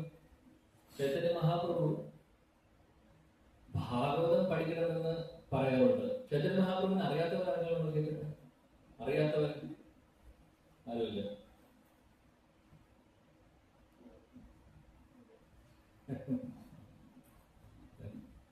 ചൈതന്യ മഹാപ്രഭു ഇവിടെ നമ്മൾ ആരാധിക്കുന്നത് ഗോരഖ മഹാപ്രഭു, ചൈതന്യ മഹാപ്രഭു, നിത്യാനന്ദ പ്രഭുവിനാണ് അല്ലെ.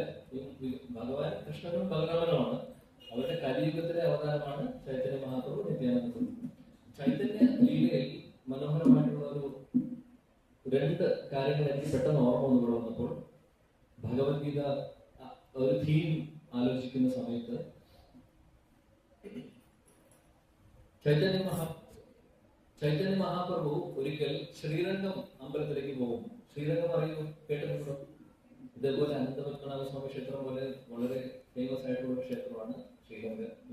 ശ്രീരംഗത്ത് രംഗനാഥ സ്വാമി ഉണ്ട്. രംഗനാഥ സ്വാമി ക്ഷേത്രത്തിലേക്ക് ഒരു ദിവസമല്ല, ഒരു സമയം അദ്ദേഹം സൗത്ത് ഇന്ത്യൻ യാത്ര നടത്തുന്ന സമയത്ത് രംഗനാഥ ക്ഷേത്രത്തിൽ വരും. ചാതുർമാസി സമയമാണ്, 4 മാസം അദ്ദേഹം അവിടെ താമസിക്കുന്നുണ്ട്. ആ സമയത്ത് മഹാപ്രഭു ഒരു ദിവസം അമ്പലത്തിലേക്ക് പോകുന്ന സമയത്ത് അവിടെ മുമ്പിൽ ഒരു ബ്രാഹ്മണൻ ഭഗവത്ഗീത വായിച്ചുകൊണ്ടിരിക്കുകയാണ്. ഇദ്ദേഹം വായിക്കുന്നത് ശരിയായിട്ടല്ല വായിക്കുന്നത്. അദ്ദേഹത്തിന് സംസ്കൃതം അറിയില്ല, ശരിക്കും സംസ്കൃതം വായിക്കാൻ അറിയില്ല, ഈ ബ്രാഹ്മണന് അറിയില്ല. അദ്ദേഹം വായിക്കുന്നത് കുറെ തെറ്റുകളൊക്കെ വായിക്കുന്നുണ്ട്, ഉറക്കെ വായിക്കുകയാണ്. അപ്പൊ ആളുകളൊക്കെ കളിയാക്കിക്കൊണ്ട് പോകുന്നുണ്ട് അദ്ദേഹത്തെ. ഒരുപാട് ആളുകൾ അമ്പലത്തിൽ പോകുന്നവരും തിരിച്ചു വരുന്നവരൊക്കെ ഈ ബ്രാഹ്മണനോട് പറയുന്നുണ്ട്, നിങ്ങൾക്ക് വേറെ പണിയൊന്നുമില്ല, നിങ്ങൾ ചെയ്യുന്ന കാര്യം എന്താണ് ചെയ്യുന്നത്, തെറ്റായിട്ടാണ് നിങ്ങൾ വായിക്കുന്നത്, ഇങ്ങനെയല്ല വായിക്കേണ്ടത് എന്ന് പറഞ്ഞാൽ അദ്ദേഹത്തെ കളിയാക്കിക്കൊണ്ടിരിക്കുകയാണ്. ചൈതന്യ മഹാപ്രഭു ആണെങ്കിൽ ഇതെല്ലാം കണ്ടുകൊണ്ടിരിക്കുന്നു. അദ്ദേഹം അകലിൽ നിന്ന് കാണുന്നുണ്ട്, ബ്രാഹ്മണനോട് ഇരിക്കുന്നു, ഭഗവത്ഗീത വായിക്കുന്നുണ്ട്, അതേപോലെ ആളുകൾ കളിയാക്കുന്നുണ്ട്. ബ്രാഹ്മണനാണെങ്കിൽ കേൾക്കുന്ന പോലുമില്ല ആളുകൾ പറയുന്നത്. അദ്ദേഹം ഭഗവാനെ ചിന്തിച്ചുകൊണ്ടിരിക്കുകയാണ്, സമാധിയിലിരിക്കുകയാണ്. ഇവിടെ പറയുന്നുണ്ട്, ഇപ്രകാരമുള്ള പ്രവർത്തനം തന്നെയാണ് ശരിയായ സമാധി. അതായത് എല്ലാം ഭഗവാനെ സമർപ്പിക്കും. അദ്ദേഹം വായിക്കുവാണ്, പക്ഷെ അദ്ദേഹത്തിന് വായിക്കുന്നത് മനസ്സിലാവുന്നുണ്ടോ എന്ന് ചോദിച്ചു കഴിഞ്ഞാൽ അദ്ദേഹത്തിന് വായിക്കുന്നത് എന്താണെന്ന് അറിയില്ല. പക്ഷെ അദ്ദേഹത്തിന്റെ ഉള്ളിൽ ഓൾറെഡി ഭഗവാനുണ്ട്. അതാണ്. അതുകൊണ്ട് ഇദ്ദേഹത്തിന്റെ കണ്ണിൽ നിന്ന് വെള്ളം വരുന്നുണ്ട്. ചൈതന്യ മഹാപ്രഭു നോക്കുമ്പോൾ ഇദ്ദേഹം കരയുന്നുണ്ട്. വായിക്കുന്നതാണെങ്കിൽ തെറ്റുമാണ്. മഹാപ്രഭു അടുത്ത് വരും. അടുത്ത് ചോദിക്കും ഇവരോട്, ഇദ്ദേഹത്തോട് ചോദിക്കും, നിങ്ങൾ എന്തിനാണ് കരയുന്നത്? ആളുകൾ കളിയാക്കിയിട്ടാണോ? ആളുകൾ കളിയാക്കുന്നുണ്ട്. സാധാരണ നമ്മളെ ആരെങ്കിലും കളിയാക്കി കഴിഞ്ഞാൽ ഒന്നിലെ ദേഷ്യപ്പെടും, അല്ലെങ്കിൽ അവിടെ നിന്ന് എഴുന്നേറ്റ് പോകും, അല്ലെങ്കിൽ ഭഗവത്ഗീത വായന അവിടെ നിർത്തും. ശരിയല്ലോ? നമ്മൾ വായിക്കുന്നത് ആരെങ്കിലും ശരിയല്ല എന്ന് പറഞ്ഞു കഴിഞ്ഞാൽ നമ്മുടെ ഉത്സാഹം പോവും. കറക്റ്റ് അല്ലേ? ശരിയാണല്ലേ? നമ്മൾ ആരെങ്കിലും കറക്റ്റ് ചെയ്താൽ വിഷമമാവുന്നു. എന്നാൽ ഈ ബ്രാഹ്മണൻ അതൊന്നും കേട്ടിട്ട് പോലുമില്ല. ചൈതന്യ മഹാപ്രഭു ചോദിച്ചപ്പോൾ ആരെന്ത് പറഞ്ഞു എന്നുള്ള രീതിയിലാണ് അദ്ദേഹം പറയുന്നത്. അപ്പോൾ മഹാപ്രഭു പറഞ്ഞു, ആളുകൾ നിങ്ങളെ കളിയാക്കുന്നത് നിങ്ങൾ വായിക്കുന്നത് ശരിയല്ല എന്ന് പറയുന്നു. അപ്പോൾ അദ്ദേഹം പറയുന്നു, എനിക്കൊന്നും അറിയില്ല, എനിക്ക് ഗീതയൊന്നും എനിക്കറിയില്ല, മാത്രമല്ല എനിക്ക് സംസ്കൃതം വായിക്കാൻ പോലും അറിയില്ല. അപ്പൊ മഹാപ്രഭു ചോദിച്ചു, പിന്നെ എന്തിനാണ് നിങ്ങൾ ചെയ്യുന്നതെന്ന് ചോദിച്ചു. അപ്പോൾ അദ്ദേഹം പറഞ്ഞു, വിപ്രകഹേ മൂർഖ അമി അർത്ഥ നെഹി ജാനു ശുദ്ധ അശുദ്ധ ഗീത പടി ഗുരു വാക്യമാണ്. അദ്ദേഹം പറയുന്നത് ബംഗാളിയുടെ പോലാണ്, ഞാൻ അതിന്റെ ട്രാൻസ്ലേഷൻ പറയാം. അദ്ദേഹം പറയുവാണ്, വിപ്ര ബ്രാഹ്മണൻ പറയുന്നു, മൂർഖ, ഞാൻ മൂർഖനാണ്, ഞാൻ വിഡ്ഢിയാണ്, എനിക്കൊന്നും അറിയില്ല, സംസ്കൃതം അറിയില്ല, ഒരു ഭാഷയും എനിക്കറിയില്ല, ഇത് വായിക്കാനും എനിക്കറിയില്ല, എന്താണ് എഴുതിയിട്ടുള്ളതെന്ന് എനിക്കറിയില്ല. പക്ഷേ ഞാൻ ഇത് വായിക്കുന്നത് ഗുരുവിന്റെ ആജ്ഞയുണ്ട്, അതുകൊണ്ട് ഞാൻ വായിക്കുന്നു. ഗുരു എന്നോട് പറഞ്ഞിട്ടുണ്ട് എല്ലാ ദിവസവും ഭഗവത്ഗീത 700 ശ്ലോകങ്ങൾ വായിക്കണം, അതുകൊണ്ട് ഞാൻ ചെയ്യുന്നു, അതുകൊണ്ടാണ് ഞാൻ ഇത് ചെയ്യുന്നത്. ഞാൻ വായിക്കുന്നത് തെറ്റാണെന്ന് എനിക്കറിയാം, അദ്ദേഹം പറയുന്നുണ്ട്. ചൈതന്യ മഹാപ്രഭു അത് കേട്ടപ്പോൾ അത്ഭുതമായി, എന്തുകൊണ്ട് ഇങ്ങനെ പറഞ്ഞു. ഗുരുവിനോടുള്ള പ്രതിബദ്ധത കേട്ടപ്പോൾ അദ്ദേഹത്തിന് സന്തോഷമായി. മഹാപ്രഭുവിന്റെ കണ്ണെല്ലാം നിറഞ്ഞു. കാര്യം അത്രയും ഗുരുഭക്തിയുള്ളൊരു ആളാണ്, മനസ്സിലായി. അപ്പൊ അത് കഴിഞ്ഞ് മഹാപ്രഭു ചോദിച്ചു, ഓക്കെ, നിങ്ങൾ ഗുരു പറയുന്നതനുസരിച്ച് വായിക്കണം, എനിക്ക് മനസ്സിലായി. പക്ഷെ നിങ്ങൾ എന്തിനാണ് കരയുന്നത്? എന്തിനാണ്? കണ്ണിൽ നിന്ന് വെള്ളം വരുന്നുണ്ട്. ആളുകൾ കളിയാക്കിയിട്ടാണോ? അദ്ദേഹം പറഞ്ഞ ആളുകൾ കളിയാക്കുന്നത് ഞാൻ കേൾക്കുന്ന പോലുമില്ല. കരയുന്നത് വേറെ ഒന്നുമല്ല. അദ്ദേഹം പറയുവാണ്, ഭഗവാൻ കൃഷ്ണൻ പരമദൈവോത്തമ പുരുഷനാണ്. അദ്ദേഹം ഇത്രയും വലിയൊരാള്, ലോകം, അതായത് പരമദിവ്യോത്തമ പുരുഷൻ, സർവ ബ്രഹ്മാണ്ഡ നായകൻ ആയിട്ടുള്ള ഭഗവാൻ അർജുനന്റെ തേരോടിക്കുന്ന ഡ്രൈവറായി, തേരാളിയായി മാറിയത് ഓർത്തുകൊണ്ട് എന്റെ കണ്ണിൽ നിന്ന് വെള്ളം വരുന്നു. ഇത്രയും കാരുണ്യവാനാണല്ലോ ഭഗവാൻ കൃഷ്ണൻ എന്നാലോചിച്ച് ഞാൻ കാര്യമാണ്. ഇത് കേട്ടപ്പോൾ ചൈതന്യ മഹാപ്രഭുവിന് സന്തോഷമായി. ചൈതന്യ മഹാപ്രഭു ആലിംഗനം ചെയ്തുകൊണ്ട് പറഞ്ഞു, നിനക്ക് മാത്രമാണ് ഭഗവത്ഗീത ഇതുവരെ മനസ്സിലായിട്ടുള്ളത്. കാര്യം എന്താണ്? ഭഗവാൻ കൃഷ്ണന്റെ ദയ അദ്ദേഹത്തിന് മനസ്സിലായി. അതാണ് പറയുന്നത്, വിദ്യാഭ്യാസത്തിന്റെ ആവശ്യമില്ല. ഭക്തി എന്ന് പറയുന്നത് സ്കോളർഷിപ്പ് അല്ല, PhD എന്ന് പറഞ്ഞിട്ട് കാര്യമില്ല, മാസ്റ്റേഴ്സ് ഒന്നും ചെയ്തിട്ടൊന്നും കാര്യമൊന്നുമില്ല. അതിലൊന്നുമില്ല കാര്യമിരിക്കുന്നത്. ഇവിടെയാണ് വരേണ്ടത്, ഹൃദയത്തിൽ. ഈ ബ്രാഹ്മണന്റെ ഹൃദയത്തിൽ ഭഗവാനുണ്ട്. അതുകൊണ്ട് അദ്ദേഹം പറയുവാണ്, ഇങ്ങനെ പറഞ്ഞപ്പോൾ ചൈതന്യ മഹാപ്രഭു ആലിംഗനം ചെയ്തു അദ്ദേഹത്തെ. എന്നിട്ട് പറഞ്ഞു, ഇനി നീ ഒന്നും ചെയ്യേണ്ട ആവശ്യമില്ല. മഹാപ്രഭുവിന് ആലിംഗനം കിട്ടിയിരുന്ന എന്തായിരിക്കും പിന്നെ അവസ്ഥ? പിന്നെ അദ്ദേഹം ഹരേകൃഷ്ണ മഹാമന്ത്രം കീർത്തനത്തിൽ ചൊല്ലിക്കൊണ്ട് അവിടെ കിടന്ന് ഉരുണ്ടു തുടങ്ങി, രണ്ടുപേരും കൂടെ. ചൈതന്യ മഹാപ്രഭു ഉരുളുന്നു, ഇത് ബ്രാഹ്മണനും, അങ്ങനെയുള്ള ഒരു അവസ്ഥ. അപ്പോൾ അതാണ് ഭഗവത്ഗീത പഠിക്കാനുള്ള ക്വാളിഫിക്കേഷൻ എന്ന് പറഞ്ഞു കഴിഞ്ഞാൽ, യോഗ്യത എന്ന് പറഞ്ഞു കഴിഞ്ഞാൽ, മനസ്സിലാക്കുക ഭഗവാന്റെ മഹാകൃപ, വേറെ ഒന്നുമില്ല. നമ്മൾ ഇത് വായിക്കാൻ ശരിക്കും അറിയില്ലെങ്കിൽ വിഷമിക്കാണ്. ചിലവർക്കുണ്ട് ബുദ്ധിമുട്ടോ, ഇത് ശ്ലോകങ്ങൾ വായിക്കാൻ എന്തൊരു ബുദ്ധിമുട്ടാണ്. അല്ലെങ്കിൽ ഈ ഭക്തിശാസ്ത്രി ഭക്തികൾക്ക് ഒരുപാട് പരീക്ഷകളുണ്ട്. ഈ പരീക്ഷയ്ക്ക് പാസ്സാവുന്നതിന് എന്തിനാണ് ഇങ്ങനെ മാനദണ്ഡ ആവശ്യങ്ങളുണ്ടോ എന്നൊക്കെ സംശയങ്ങളുണ്ടാകുന്നുണ്ട്. പക്ഷെ അതിന് അതൊരു നമ്മളൊരു കാര്യം പഠിക്കുമ്പോൾ അതിൻ്റെതൊക്കെ ഒരു രീതിയിൽ നമ്മൾ പഠിക്കണം. അതിനു വേണ്ടിയിട്ടാണ് ഒരുപാട് മാനദണ്ഡങ്ങൾ വെക്കുന്നത്. പക്ഷെ ഇതിലൊന്നുമല്ല കാര്യം ഇരിക്കുന്നത്. നമ്മുടെ ഹൃദയത്തിൽ നമുക്ക് ഭഗവാനെ കൊണ്ടുവരാൻ സാധിച്ചിട്ടുണ്ടോ? എല്ലാം അവിടെ വരും. ഭഗവത്ഗീത നമ്മുടെ ഹൃദയത്തിൽ ഭഗവാൻ കാണിച്ചു തരും. അതായത് ശ്ലോകങ്ങളുടെ അർത്ഥം അതാണ് നേരത്തെ പറഞ്ഞത്. ബ്രാഹ്മണൻ മനസ്സിലായി, സർവധർമാൻ പരിത്യജ മാമേകം ശരണം പ്രജ, ഭഗവാനെ ശരണം പ്രാപിക്കലാണ് എല്ലാം, അതിനപ്പുറത്തൊന്നുമില്ല എന്ന് പറഞ്ഞു അല്ലെ. ബ്രാഹ്മണന് മനസ്സിലാക്കി. ഭഗവത്ഗീത മുഴുവൻ അദ്ദേഹത്തെ വായിച്ച് മനസ്സിലാക്കേണ്ട ആവശ്യമൊന്നുമില്ല. ഹൃദയത്തിൽ ഭഗവാനോടുള്ള ഭക്തി ഉണ്ടായിരുന്നു. അതുകൊണ്ട് അദ്ദേഹത്തിന്റെ ഹൃദയത്തിൽ അത് തെളിഞ്ഞു വന്നു. അതാണ് മഹാപ്രഭു പറയുന്നതും കൃഷ്ണൻ ഭഗവാൻ പറയുന്നതും. ഇതെല്ലാം ഹൃദയത്തിൽ പ്രകാശിക്കേണ്ട കാര്യങ്ങളാണ്. അതിനുവേണ്ടി നമ്മൾ എഫേർട്ട് എടുക്കേണ്ട, പഠിക്കേണ്ട എന്നുള്ളതല്ല. തീർച്ചയായിട്ടും പഠിക്കണം, നമ്മളെ കൊണ്ട് കഴിയാം. അതുകൊണ്ടല്ലേ ആ വിപ്രൻ, ആ ബ്രാഹ്മണൻ കഷ്ടപ്പെട്ട് അദ്ദേഹം വായിക്കുമായിരുന്നു. തെറ്റാണെങ്കിലും അദ്ദേഹം വായിക്കുന്നു. കാര്യം ഗുരു പറഞ്ഞിട്ടുണ്ട്. അതേപോലെ നമുക്ക് വായിക്കേണ്ടി വരും. തെറ്റായിട്ടാണ് വായിക്കുന്നത്, വിഷമിക്കേണ്ട ആവശ്യമില്ല. ഇത് വായിക്കാൻ പറ്റുന്നില്ല, ഭയങ്കര ബുദ്ധിമുട്ടാണ്, എന്തൊക്കെയാണ് എഴുതി വെച്ചിട്ടുള്ളത് എന്നൊക്കെ നമുക്ക് തോന്നുന്നു. ബുദ്ധിമുട്ടുള്ള മലയാളമാണ് ഭാവാർത്ഥം. വിഷമിക്കേണ്ട, പറ്റുന്ന പോലെ വായിക്കുക. പ്രാർത്ഥിക്കുക ഭഗവാൻ ഇതൊക്കെ മനസ്സിലാക്കണമെന്ന് എനിക്ക് ആഗ്രഹമുണ്ട്. എനിക്ക് എന്റെ പരിമിതികളുണ്ട്, പരിമിതികൾ വെച്ചുകൊണ്ട് എനിക്കിത് മനസ്സിലാക്കണമെന്ന് ആഗ്രഹമുണ്ട്. ഭഗവാന്റെ കൃപ എനിക്ക് ആവശ്യമാണ്. ഭഗവാന്റെ പാദങ്ങൾ വീണ്ടും കൊണ്ട് പ്രാർത്ഥിച്ചുകൊണ്ട് നമ്മളൊന്ന് എടുത്ത് ഭഗവത്ഗീത വായിച്ചു നോക്കൂ. ഹൃദയത്തിൽ ഭഗവത്ഗീത തെളിഞ്ഞു വരും. ഇത് വെറുതെ പറയുന്നതല്ല, കാര്യം ഇതെല്ലാം ഹൃദയത്തിൽ തോന്നേണ്ട കാര്യമാണ്. അതാണ് ഏറ്റവും പ്രധാനപ്പെട്ട ഒരു മെസ്സേജ് ഇവിടെ ഉള്ളത്. അതേപോലെ തന്നെ ചൈതന്യ മഹാപ്രഭുവിന്റെ ഇവിടെ ഗോരത്തായി ഉള്ളതുകൊണ്ടാണ് ഈ ഒരു കാര്യം എന്റെ ഹൃദയത്തിൽ പെട്ടെന്ന് ഓർമ്മ വന്നൊരു കാര്യമാണ്. അതേപോലെ ഒരു ഇൻസ്റ്റൻസ് കൂടെ എനിക്ക് ഓർമ്മ വരുന്നു. ചൈതന്യ ലീലയിൽ ഭഗവത്ഗീതയുടെ ഒരു പ്രാധാന്യം ചൈതന്യ മഹാപ്രഭു പറയുന്നത് മനോഹരമായിട്ടുള്ള ചെറിയൊരു ലീലയാണ്. അത് പറഞ്ഞുകൊണ്ട് ഞാൻ ഈ ഒരു സത്സംഗം നമ്മൾ വൈൻഡപ്പ് ചെയ്യും. മായാപ്പൂരിൽ പോയിട്ട്, മായാപ്പൂർ കേട്ടിട്ടുണ്ടോ ആരെങ്കിലും? മായാപ്പൂറാണ് ചൈതന്യ മഹാപ്രഭുവിന്റെ ആവിർഭാവ സ്ഥലം. കൃഷ്ണൻ എവിടെയാണ് ആവിർഭവിക്കുന്നത്? വൃന്ദാവനത്തിൽ. അതേപോലെ ചൈതന്യ മഹാപ്രഭു കൃഷ്ണൻ തന്നെയാണ്, കലിയുഗത്തിലെ അവതാരമാണ്. അദ്ദേഹം അവതരിക്കുന്നത് എവിടെയാണ്? നവദ്വീപ്. നവദ്വീപ് മായാപ്പൂറാണ്, ബംഗാളിലാണ് വരുന്നത്. അവിടെ ഉള്ള ഒരു ഫേമസ് ആയിട്ടുള്ള ഒരു ലീലയാണ്. ചൈതന്യ മഹാപ്രഭുവിന് ഒരുപാട് പാർശ്വതരുണ്ടായിരുന്നു. ഒരു പഞ്ചതത്വ ഇവിടെയുണ്ട് അല്ലെ? പഞ്ചതത്വം എന്ന് പറഞ്ഞു കഴിഞ്ഞാൽ ശ്രീകൃഷ്ണ ചൈതന്യ മഹാപ്രഭു, നിത്യാനന്ദ പ്രഭു, അദ്വൈതാചാര്യ, ശ്രീവാസ് ഠാക്കൂർ, ഗദാധർ പണ്ഡിറ്റ് എല്ലാവരും ചൈതന്യ മഹാപ്രഭുവിന്റെ പാർശ്വതരാണ്. അതേപോലെ ഒരുപാട് ഭക്തരുണ്ടായിരുന്നു. ഹരിദാസ് ഠാക്കൂർ കേട്ടിട്ടുണ്ടോ? നാമാചാര്യ ഹരിദാസ് ഠാക്കൂർ അങ്ങനെ ഒരുപാട് പേരുണ്ട്. അതേപോലെ ഒരു ഭക്തനുണ്ടായിരുന്നു. അദ്ദേഹത്തിന്റെ പേര് ഗൗരിദാസ് എന്നായിരുന്നു. ഗൗരിദാസ് പണ്ഡിറ്റ് എന്നായിരുന്നു അദ്ദേഹത്തിന്റെ പേര്. ഇദ്ദേഹം മഹാപ്രഭുവിന്റെ വളരെ പ്രിയപ്പെട്ട പാർശ്വതനാണ്. മഹാപ്രഭുവിന് ഒരുപാട് ഇഷ്ടമാണ് ചൈതന്യ മഹാപ്രഭു, നിത്യാനന്ദ പ്രഭു. ഇദ്ദേഹം മഹാപ്രഭുവിനേക്കാൾ മുതിർന്നതാണ്. അപ്പോൾ ഇദ്ദേഹത്തിന് ഒരു ആഗ്രഹമുണ്ട്, ചൈതന്യ മഹാപ്രഭു എന്റെ വീട്ടിലേക്ക് വരണം. ഇദ്ദേഹമാണെങ്കിൽ ഗൗരിദാസ് നല്ല പ്രസാദം ഉണ്ടാക്കും. അതിഗംഭീരമായിട്ട് അദ്ദേഹം പാചകം ചെയ്യും.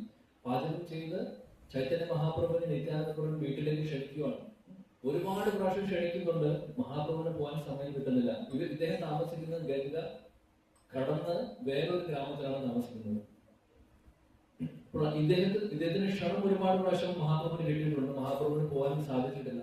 ഇദ്ദേഹം വളരെ വിഷമത്തില് എന്ത് ചെയ്തു എന്ന് വെച്ചാൽ, ചൈതന്യ മഹാപ്രഭു വീട്ടിൽ വരാത്തത് കൊണ്ട് അദ്ദേഹം തീരുമാനിച്ചു, ഈ മഹാപ്രഭു എന്റെ വീട്ടിലേക്ക് വന്നില്ലെങ്കിൽ ഞാൻ പട്ടിണി കിടക്കാൻ പോകുന്നു. ഞാൻ ഭക്ഷണം കഴിക്കില്ല, മരിക്കുന്നവരെ ഞാൻ ഇരിക്കും ഇങ്ങനെ. ചൈതന്യ മഹാപ്രഭു എന്താണ് വീട്ടിലേക്ക് വന്ന് ഞാൻ ഉണ്ടാക്കിയ പ്രസാദം കഴിക്കുന്നത്, അന്ന് ഞാൻ ഈ ഭക്ഷണം കഴിക്കുള്ളൂ എന്ന് തീരുമാനം എടുത്തു അദ്ദേഹം.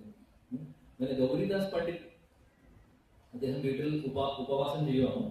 ചൈതന്യ മഹാപ്രഭു ആണെങ്കിൽ ആ സമയത്ത് അദ്ദേഹം ലീലകൾ, അതായത് അദ്ദേഹത്തിന്റെ ഗൃഹസ്ഥാശ്രമം കഴിഞ്ഞ് സന്യാസം എടുക്കാനുള്ള ഒരു സമയം ആയി തുടങ്ങി. അപ്പൊ മഹാപ്രഭു സന്യാസം എടുക്കാനുള്ള സമയം. അപ്പോൾ ഗൗരിദാസൻ അറിയാം, ഒരിക്കൽ സന്യാസം എടുത്ത് പോയി കഴിഞ്ഞാൽ പിന്നെ ചൈതന്യ മഹാപ്രഭുവിനെ കിട്ടുകയില്ല. മഹാപ്രഭുവിനെ കാണാൻ പോലും സാധിക്കില്ല. വീട്ടിലേക്ക് വരുന്ന കാര്യത്തിന് ചിന്തിക്കേണ്ട ആവശ്യമില്ല. ഗൗരിദാസന് മനസ്സിലായി ഇത് നടക്കുമോ എന്നറിയില്ല. കരഞ്ഞുകൊണ്ട് പ്രാർത്ഥിക്കുകയാണ് ഭഗവാനോട്, മഹാപ്രഭു മഹാപ്രഭു അങ്ങ് വരണം എന്ന് പറഞ്ഞ് അദ്ദേഹം പ്രാർത്ഥിക്കുന്നുണ്ട്. അങ്ങനെ അവസാനം ചൈതന്യ മഹാപ്രഭു സന്യാസം എടുക്കുന്നതിന് മുമ്പ് തീരുമാനം എടുക്കുകയാണ്. ഗൗരിദാസന്റെ ഈ ഒരു ആഗ്രഹം നിറവേറ്റാൻ വേണ്ടി അദ്ദേഹം തീരുമാനിക്കുന്നു അവിടേക്ക് പോവാം എന്ന്. ഇങ്ങനെ മഹാപ്രഭുവും നിത്യാനന്ദ പ്രഭുവും കൂടിയിട്ടാണ് പോകുന്നത്. ഇത് രണ്ട് നമ്മുടെ ഇവിടെയുള്ള ചൈതന്യ മഹാപ്രഭുവും നിത്യാനന്ദ പ്രഭുവും കൂടിയിട്ടാണ് പോകുന്നത്. ഈ ഒരു ശ്ലോകമായിട്ടും കണക്ഷൻ ഉണ്ട്. ഞാൻ എന്തുകൊണ്ടാണെന്ന് പറയാം. ഇവിടെ ഓക്കെ, അത് നമ്മൾ ലീലയിലേക്ക് പ്രവേശിക്കുമ്പോൾ പറയാം. അങ്ങനെ ഇവർ തീരുമാനിക്കുകയാണ്. ഇവര് നവദ്വീപിൽ നിന്ന്, അല്ലെങ്കിൽ ഇവരിരിക്കുന്ന മായാപ്പൂരിൽ നിന്ന് ഈ സ്ഥലത്തേക്ക്, ആ സ്ഥലത്തിന്റെ പേര് അംബിക കാല എന്നാണ് ഈ ഗൗരിദാസ് ഇരിക്കുന്ന സ്ഥലം. ഗൗരിദാസ് പണ്ഡിറ്റിന്റെ സ്ഥലത്തേക്ക് പോകുന്നു. ഗംഗ ക്രോസ് ചെയ്ത് പോകണം. ഞാൻ നേരത്തെ പറഞ്ഞു, ഗംഗ ക്രോസ് ചെയ്യുന്നത് എങ്ങനെയാണെന്ന് വെച്ചാൽ വഞ്ചിയിലാണ് ഇവർ പോകുന്നത്. ചൈതന്യ മഹാപ്രഭു നിത്യാനന്ദപുരം വഞ്ചിയിലുണ്ട്. ഇവർ രണ്ടുപേരും തന്നെയാണ് തുഴയുന്നത്, വേറെ ആളൊന്നുമില്ല. ഒരു പങ്കാളി കൊണ്ട് രണ്ടുപേരോട് തുഴയുമാണ് ക്രോസ് ചെയ്ത് പോകുന്നത്. അപ്പുറത്തെത്തി ഗംഗ ക്രോസ് ചെയ്തു. ഇനി ഒരു ഗ്രാമമാണ്, ഈ ഒരു ഗ്രാമത്തിലാണ് ഇദ്ദേഹം ഉള്ളത്. അങ്ങോട്ട് പോകുന്ന സമയത്ത് ചൈതന്യ മഹാപ്രഭു കയ്യിൽ നിന്ന് പങ്കായം കയ്യിൽ വരുന്നുണ്ട്. പങ്കായം കൊണ്ട് പോവാണ്. അങ്ങനെ ഗൗരിദാസിന്റെ വീട്ടിലേക്ക് എത്തി. ഗൗരിദാസ് ആണെങ്കിൽ നേരത്തെ പറഞ്ഞു എന്തായാലും ചെയ്യുന്നതായാലും ഉപവാസം ചെയ്യുന്നത്. വീടെല്ലാം അടച്ചു വെച്ച് ഉപവാസം ചെയ്യണം. ചൈതന്യ മഹാപ്രഭു നിത്യാനന്ദപുരം വീട്ടിൽ മുട്ടി. അദ്ദേഹം വാതിൽ തുറന്നപ്പോൾ മഹാപ്രഭുവിനെ കണ്ടു. സന്തോഷമായി. ചൈതന്യ മഹാപ്രഭു നിത്യാനന്ദപുരം കണ്ടു. കാലിൽ കണ്ടുകൊണ്ട് പറഞ്ഞു, ഇതായിരുന്നു എന്റെ മനസ്സിലെ ആഗ്രഹം. ഒരു ഒരുപാട് ദിവസമായി ഞാൻ ഉപവാസം ചെയ്യുന്നു. അപ്പോൾ മഹാപ്രഭു പറഞ്ഞു, എന്തിനാണ് നീ ഉപവാസം ചെയ്യുന്നത്? അതിന്റെ ആവശ്യമൊന്നുമില്ല. ഈ ഒരു ശരീരം നീ എനിക്ക് വേണ്ടി സമർപ്പിച്ചിട്ടുള്ളതാണ്. ഈ ഉപവാസം ചെയ്ത് മരിക്കാനുള്ളതാണ്. അങ്ങനെ ചെയ്യാൻ പാടില്ല എന്ന് മഹാപ്രഭു ശകാരിച്ചു. ഗൗരിദാസ് പറഞ്ഞു, എത്ര എത്ര കാലമായി ഞാൻ വിളിക്കുന്നു, എന്തുകൊണ്ട് വരുന്നില്ല? എന്തുകൊണ്ട് വരുന്നില്ല എന്ന് പറഞ്ഞു. ഗൗരിദാസുകാരൻ അവര് തമ്മിലുള്ള റിലേഷൻ നല്ല റിലേഷനാണ്. അതുകൊണ്ട് അങ്ങോട്ടും ഇങ്ങോട്ടും പറയാം. ചീത്ത പറയുന്ന പോലെ മഹാപ്രഭുവിനോട് പറയാണ്, ഇത്രയും ദിവസമായിട്ട് നിങ്ങൾ വന്നില്ലല്ലോ, കാത്തിരിക്കുകയായിരുന്നു എന്നൊക്കെ പറഞ്ഞ് അവസാനം ഗൗരിദാസ് പറഞ്ഞു, ഇനി എന്റെ ഒരു ആഗ്രഹം കൊണ്ട് ഞാൻ പറയട്ടെ, നിങ്ങൾ ഞാൻ ഉണ്ടാക്കിയ പ്രസാദം കഴിക്കണം. അങ്ങനെ ഗൗരിദാസ് അവിടെ ഗംഭീരമായിട്ടുള്ള ചപ്പൽ ഭോഗ പ്രസാദമെല്ലാം ഉണ്ടാക്കി ഭഗവാന് ഓഫർ ചെയ്തുകൊണ്ട് സമർപ്പിച്ച് ചൈതന്യ മഹാപ്രഭു നിത്യാനന്ദ പ്രഭുവിനും സദ്യ വിളമ്പുവാണ്. വിപുലമായിട്ടുള്ള സദ്യയാണ്. ഇവര് കഴിച്ചതിന് ശേഷം ചൈതന്യ മഹാപ്രഭു നിത്യാനന്ദ പോവാൻ വേണ്ടി തയ്യാറായി, റെഡിയായി തിരിച്ചു പോകാൻ. ആ സമയത്ത് ഗൗരിദാസ് പറഞ്ഞു, ഇവര് കൈയെല്ലാം കഴുകി എഴുന്നേറ്റു. ഗൗരിദാസ് പറഞ്ഞു, എങ്ങോട്ടാ പോകുന്നതെന്ന് ചോദിച്ചു. മഹാപ്രഭു തിരിച്ചു പോകാൻ സാധിക്കില്ല, ഇങ്ങോട്ട് വന്നു. ഗത്വാൻ നിവർത്തണ്ടേ തദ്ധാമ, ഇങ്ങോട്ടൊന്ന് കയറി കഴിഞ്ഞാൽ ഇവിടെ പോകാൻ സാധിക്കില്ല. അദ്ദേഹം പറഞ്ഞു, നിങ്ങളെ പോകാൻ ഞാൻ സമ്മതിക്കില്ല, നിങ്ങളെ ഇവിടെ ഞാൻ എന്റെ കൂടെ വേണം, എന്റെ നിർബന്ധമാണ്. അദ്ദേഹം കാലിൽ വീഴുന്നു, കരയുന്നു. ചൈതന്യ മഹാപ്രഭു അങ്ങനെ പറഞ്ഞാൽ ശരിയാവില്ല, കുറെ കാര്യങ്ങളുണ്ട് എനിക്ക് ചെയ്യാൻ, ഇവിടെ നിൽക്കാൻ പറ്റുമെങ്കിൽ. ഇതിനെ പറഞ്ഞു, അങ്ങനെ വിടുന്ന പ്രശ്നമില്ല, ഞാൻ വീട് കൂട്ടാൻ പോവാണെന്നൊക്കെ പറഞ്ഞ് ആകെ പ്രശ്നമായി. അവിടെ ചീത്ത പറഞ്ഞു തുടങ്ങി അവസാനം ഗൗരിദാസ്. ഇത്രയും കാലം എന്നെ പറ്റിച്ചു, അതുകൊണ്ട് ഞാൻ ശിക്ഷ തരുന്നു, ഞാൻ വിടില്ല എന്നൊക്കെ പറഞ്ഞു. അവസാനം ചൈതന്യ മഹാപ്രഭു പറഞ്ഞു, ഒരു കാര്യം ചെയ്യാം, ഞാനൊരു വഴി പറഞ്ഞു തരാം, ഞാനൊരു വഴി കാണിച്ചു തരാം. ചൈതന്യ മഹാപ്രഭു നിത്യാനന്ദ പ്രഭു എന്ത് ചെയ്യുന്നു? മഹാപ്രഭു കണ്ണടച്ചുകൊണ്ട് അദ്ദേഹം ധ്യാനിക്കുന്നു ഒരു കുറച്ചു നേരം. ആ സമയത്ത് മഹാപ്രഭുവിനെയും നിത്യാനന്ദ പ്രഭുവിനെയും പോലെ തന്നെ ഒരു വിഗ്രഹം അവിടെ വരുവാണ്. ചൈതന്യ മഹാപ്രഭു നിത്യാനന്ദ പ്രഭുവിന്റെ വിഗ്രഹങ്ങൾ അവിടെ വരുന്നു, പ്രത്യക്ഷപ്പെടുന്നു. ഗൗരിദാസ് കണ്ടു, ചൈതന്യ മഹാപ്രഭു നിൽക്കുന്നു, നിത്യാനന്ദ പ്രഭു നിൽക്കുന്നുണ്ട്, രണ്ട് വിഗ്രഹങ്ങൾ വന്നു. ഇതേപോലെ ഗൗരനിത്തായി വന്നു. ഗൗരനിത്തായി വന്നപ്പോ എന്നിട്ട് ചൈതന്യ മഹാപ്രഭു പറഞ്ഞു, ഇത് ഞാനും നിത്യാനന്ദ പ്രഭുവാണ്, ഞങ്ങൾ തന്നെയാണ്. അതുകൊണ്ട് ഇനിയുള്ള കാലം നീ ഈ വിഗ്രഹങ്ങളെ ആരാധിച്ചാൽ മതി, നിന്റെ കൂടെ ഞങ്ങളുണ്ട് എന്ന് പറഞ്ഞു. ഗൗരിദാസ് പറഞ്ഞു, അതെങ്ങനെ ശരിയാവുന്നു? ഇത് വിഗ്രഹമല്ലേ, നിങ്ങൾ വേറെ വിഗ്രഹം വേറെ. മഹാപ്രഭു പറഞ്ഞു, ഞങ്ങൾ തമ്മിൽ വ്യത്യാസമില്ല. ആ സമയത്ത് ഗൗരിദാസ് പറഞ്ഞു, എനിക്ക് നിങ്ങൾ മതി, വിഗ്രഹങ്ങൾ വേണ്ട. മഹാപ്രഭു ശരി, അങ്ങനെയാണെങ്കിൽ ഒരു കാര്യം ചെയ്യാം, ഞങ്ങൾ അവിടെ നിൽക്കാം. അപ്പോൾ ചൈതന്യ മഹാപ്രഭു നിത്യാനന്ദ പ്രഭു വിഗ്രഹമായി പറഞ്ഞു. ഇവര് രണ്ടുപേരും വിഗ്രഹങ്ങൾ നടന്നു തുടങ്ങി. ആ സമയത്ത് ഗൗരിദാസ് പറയുന്നു, ഇതെങ്ങനെ ശരിയാവുന്നത്? അവരെ വിളിക്കുന്നു, മഹാപ്രഭു നിത്യാനന്ദ പ്രഭു വിളിക്കുന്നതാണ്. അപ്പൊ അവര് തിരിച്ചു വന്നു. വന്നപ്പോൾ അവരവിടെ നിന്നു. നിങ്ങളാണ് എനിക്ക് വേണ്ടത്, ഒറിജിനൽ വേണം, ഡ്യൂപ്ലിക്കേറ്റ് വേണ്ട. ഈ ഒറിജിനൽ ഡ്യൂപ്ലിക്കേറ്റ് മാറിക്കൊണ്ടിരിക്കുകയാണ്. ഒരാള് നിൽക്കുമ്പോൾ അവര് വിഗ്രഹമായി മാറുന്നു, ഇവരിൽ നടന്നു പോകുന്നു. ഗൗരിദാസിനൊന്നും മനസ്സിലാവാതെ ഗൗരിദാസ് പറഞ്ഞു, ഇതൊന്നും ശരിയാവില്ല, ഇതൊക്കെ നിങ്ങൾ എന്നെ പറ്റിച്ചുകൊണ്ടിരിക്കുകയാണ്, എനിക്ക് ശരിക്കും നിങ്ങൾ ആരാണോ ഒറിജിനൽ ആണ് എനിക്ക് വേണ്ടത്. മഹാപ്രഭു ഇത് തന്നെയാണ് ഒറിജിനൽ. അപ്പൊ നമ്മൾ അറിയില്ലെങ്കിൽ നാളെ ഇവർ രണ്ടുപേരും നടന്നു വരുമെന്ന് അറിയില്ലല്ലോ. നടന്നു വരും, നമ്മൾ അങ്ങനെ കാണുവാണെങ്കിൽ നടക്കും. നമ്മൾ വെറും ഒരു വിഗ്രഹമായിട്ട് കാണുന്ന വെച്ചാൽ അവിടെ ഇരിക്കുന്നതാണ്. സാക്ഷി ഗോപാലിന്റെ ചരിത്രത്തിൽ പറയുന്നു, പദ്ഭ്യാംചലന്യാ പ്രതിമാ സ്വരൂപോ ബ്രഹ്മണ്യദേവോ ഹി ശതാഹഗമ്യം ദേശം യോഗി പ്രകൃതേർബുദേഹം തം സാക്ഷി ഗോപാലം അഹം നതോസ്മി. ചൈതന്യ ചരിതാമൃതത്തിലെ ആദ്യത്തെ ഈ അദ്ദേഹത്തിലെ സാക്ഷി ഗോപാലിന്റെ അദ്ദേഹത്തെ ആദ്യത്തെ ശ്ലോകമാണ്. ശ്രീല കൃഷ്ണദാസ് ഗോസ്വാമി അവിടെ പറയുന്നു, സാക്ഷി ഗോപാൽ 100 ദിവസം നടക്കുന്നു സാക്ഷി പറയാൻ വേണ്ടി. ആരുടെ പറയുന്നത്? ഭക്തന്റെ പറയുന്നു. ഗോപാല അമ്പലത്തിൽ നിന്ന് ഇറങ്ങി നടക്കുവാണ്. ഒന്ന് ആലോചിച്ച് നോക്കൂ. വിഗ്രഹം നടക്കുന്ന ആരും കേട്ടിട്ടുണ്ടോ? എന്നാലും നടക്കും. ശരിക്കും വിശ്വാസമാണ് ഇത്. സാക്ഷി പറയാൻ വേണ്ടി ഗോപാൽ, അത് വേറെ കഥയാണ്.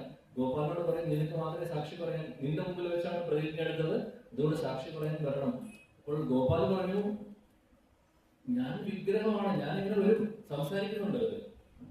അപ്പോൾ ഇതേ ബ്രാഹ്മണൻ പറയുകയാണ്, സാക്ഷി പറയാൻ വേണ്ടി വിളിക്കുന്ന ബ്രാഹ്മണൻ പറയുകയാണ്, നിനക്ക് സംസാരിക്കാൻ ഉണ്ടെങ്കിൽ നടക്കാൻ സാധിക്കും, എന്റെ കൂടെ വരാൻ പറഞ്ഞു.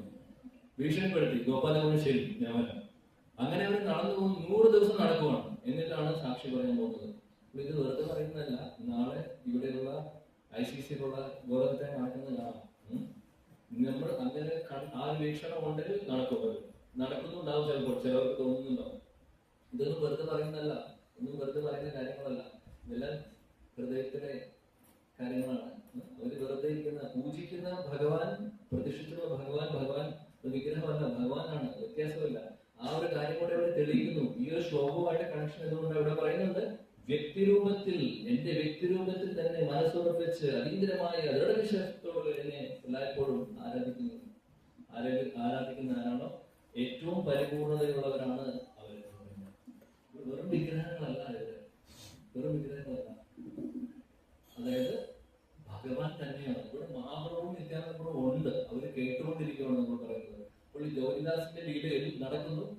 ആദ്യം ഗൗരിനിത്യായി നടക്കുന്നു, അവരങ്ങനെ ഡ്യൂപ്ലിക്കേറ്റ് ആണെന്ന് പറഞ്ഞപ്പോൾ അടുത്ത ആൾക്കാർ അനങ്ങാതെയാവുന്നു, അടുത്ത ആൾക്കാർ നടക്കുന്നു. ഇങ്ങനെ 3-4 പ്രാവശ്യമായി ഗൗരിദാസ് ഒന്നും മനസ്സിലാവാതെ അവസാനം ഗൗരിദാസ് പറഞ്ഞു എനിക്കൊന്നും മനസ്സിലാവില്ല. അപ്പോൾ മഹാപ്രഭു പറഞ്ഞു ഞങ്ങൾ തമ്മിൽ വ്യത്യാസമില്ലെന്ന് ഇപ്പൊ മനസ്സിലായി, വിഗ്രഹവും ഞാനും തമ്മിൽ വ്യത്യാസമില്ലെന്ന് എനിക്ക് ഇപ്പൊ മനസ്സിലായി.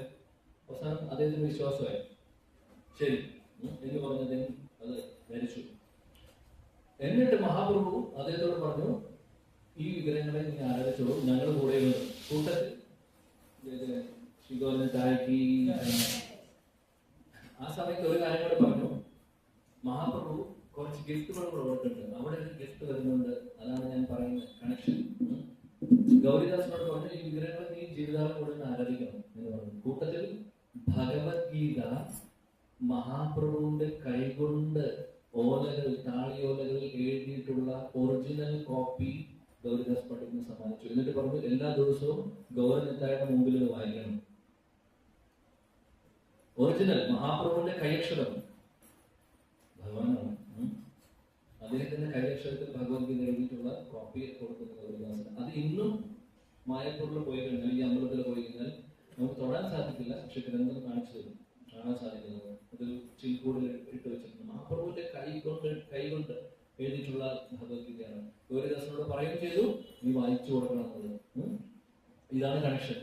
ഗൗരിന്റെ മഹാപ്രഭു നിത്യാനന്ദ പ്രഭുണ്ട്, ഭഗവത്ഗീതയുണ്ട്, മൂർത്തിയുണ്ട്, എല്ലാം ഉണ്ട്. ഇതാണ് കണക്ഷൻ, നമ്മൾ പറയുന്ന കണക്ഷൻ. ഓക്കെ, അപ്പോൾ പറയുന്നത് എന്താണെന്ന് വെച്ചാൽ ചൈതന്യ മഹാപ്രഭു ആ ഒരു ഗിഫ്റ്റ് കൊടുത്തു, കൂട്ടത്തിൽ പങ്കായം കൂടെ കൊടുത്തു. അവര് വന്ന് പങ്കായി. അതും ഇപ്പോൾ അമ്പലത്തിൽ പോയാൽ കാണാം. എവിടെ? മായപ്പൂരിൽ പോയി കഴിഞ്ഞാൽ ഇത് കാണാൻ സാധിക്കും.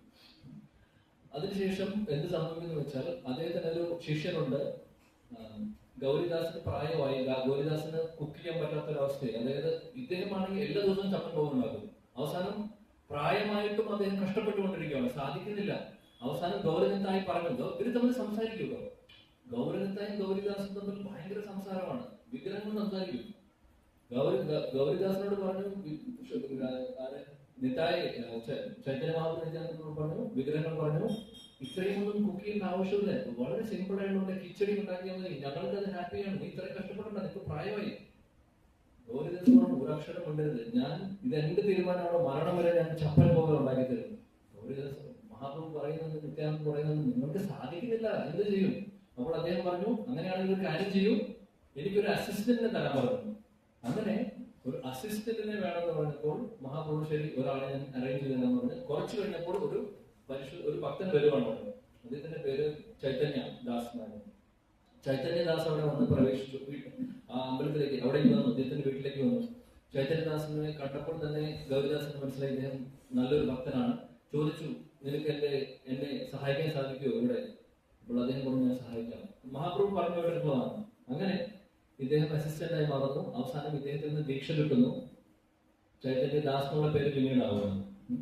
അപരിഷ്ഠനായിട്ടുള്ള ഒരു ഭക്തനാണ് ഈ ചൈതന്യദാസ്, അതിഗംഭീരം അദ്ദേഹം. ഗൗരിദാസ് എന്നറിയാൻ എന്റെ ശിഷ്യൻ നല്ല ഭക്തനാണെന്നുള്ളത്. ആ സമയത്ത് ഗൗരപൂർണിമ മഹാപ്രഭുവിന്റെ ആവിർഭാവ തിഥി ആഘോഷിക്കാൻ വേണ്ടി ഇദ്ദേഹം ഗൗരിദാസ് തീരുമാനിച്ചു, വിപുലമായിട്ടുള്ള സദ്യ ഒരുക്കണം, വിപുലമായിട്ടുള്ള കീർത്തനം ചെയ്യണം, ആളുകളെ കുറെ ക്ഷണിക്കണം എന്നൊക്കെ പറഞ്ഞ് ഇങ്ങനെ അദ്ദേഹം ചിന്തിച്ചുകൊണ്ടിരിക്കുകയാണ്. ആ സമയത്ത് ഗൗരിദാസ് പ്രായമായതുകൊണ്ട് അദ്ദേഹത്തിനൊന്നും ചെയ്യാൻ പറ്റുന്നില്ല. ചൈതന്യദാസിനോട് പറഞ്ഞു, നീ അമ്പലത്തിലെ കാര്യങ്ങൾ നോക്കണം, ഞാൻ പോയി സാധനങ്ങളൊക്കെ അറേഞ്ച് ചെയ്തിട്ട് വരാം. ഏത് സദ്യക്കുള്ള സാധനങ്ങൾ, കീർത്തനത്തിനുള്ള അറേഞ്ച്മെന്റ്സ് എല്ലാം ഞാൻ ചെയ്യാം, ഗൗരപൂർണിമ ആഘോഷിക്കണം, ഞാൻ എല്ലാം ചെയ്തിട്ട് വരാമെന്ന് പറഞ്ഞു. അങ്ങനെ അദ്ദേഹം പോകുന്നു.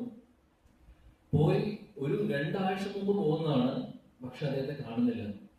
അവസാനം തലേ ദിവസമായി, ഗൗരവപൂർണിമ നാളെയാണ്, തലേ ദിവസമായിട്ട് ഇദ്ദേഹം തിരിച്ചു വരുന്നില്ല. ചൈതന്യദാസിന് ടെൻഷനായി, എന്റെ ഗുരുവിന് എന്ത് പറ്റി, അദ്ദേഹത്തിന് എന്തെങ്കിലും സംഭവിച്ചോ, ഇതെല്ലാം അറേഞ്ച് ചെയ്യാൻ പോയിട്ട് ആളെ കാണുന്നില്ലല്ലോ.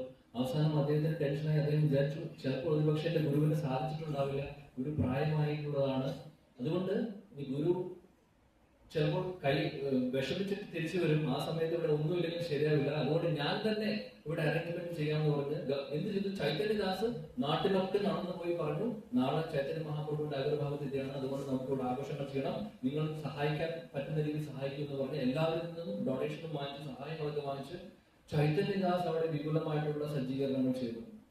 എന്ത് ചെയ്യാൻ സംഭവിക്കുന്നു വെച്ചാൽ, മഹാപ്രഭു അല്ലെങ്കിൽ ഈ ഗൗരവ പൂർണിമയുടെ അന്ന് അടുത്ത ദിവസം നമ്മുടെ ഇദ്ദേഹം തിരിച്ചു വരുവാണ്, ഗുരു തിരിച്ചു വരുന്നു. ഗുരു തിരിച്ചു വരുന്ന വെറും കൈയോടെ ഇല്ല, അദ്ദേഹം കുറെ സാധനങ്ങൾ കൊണ്ടുവരുന്നുണ്ട്.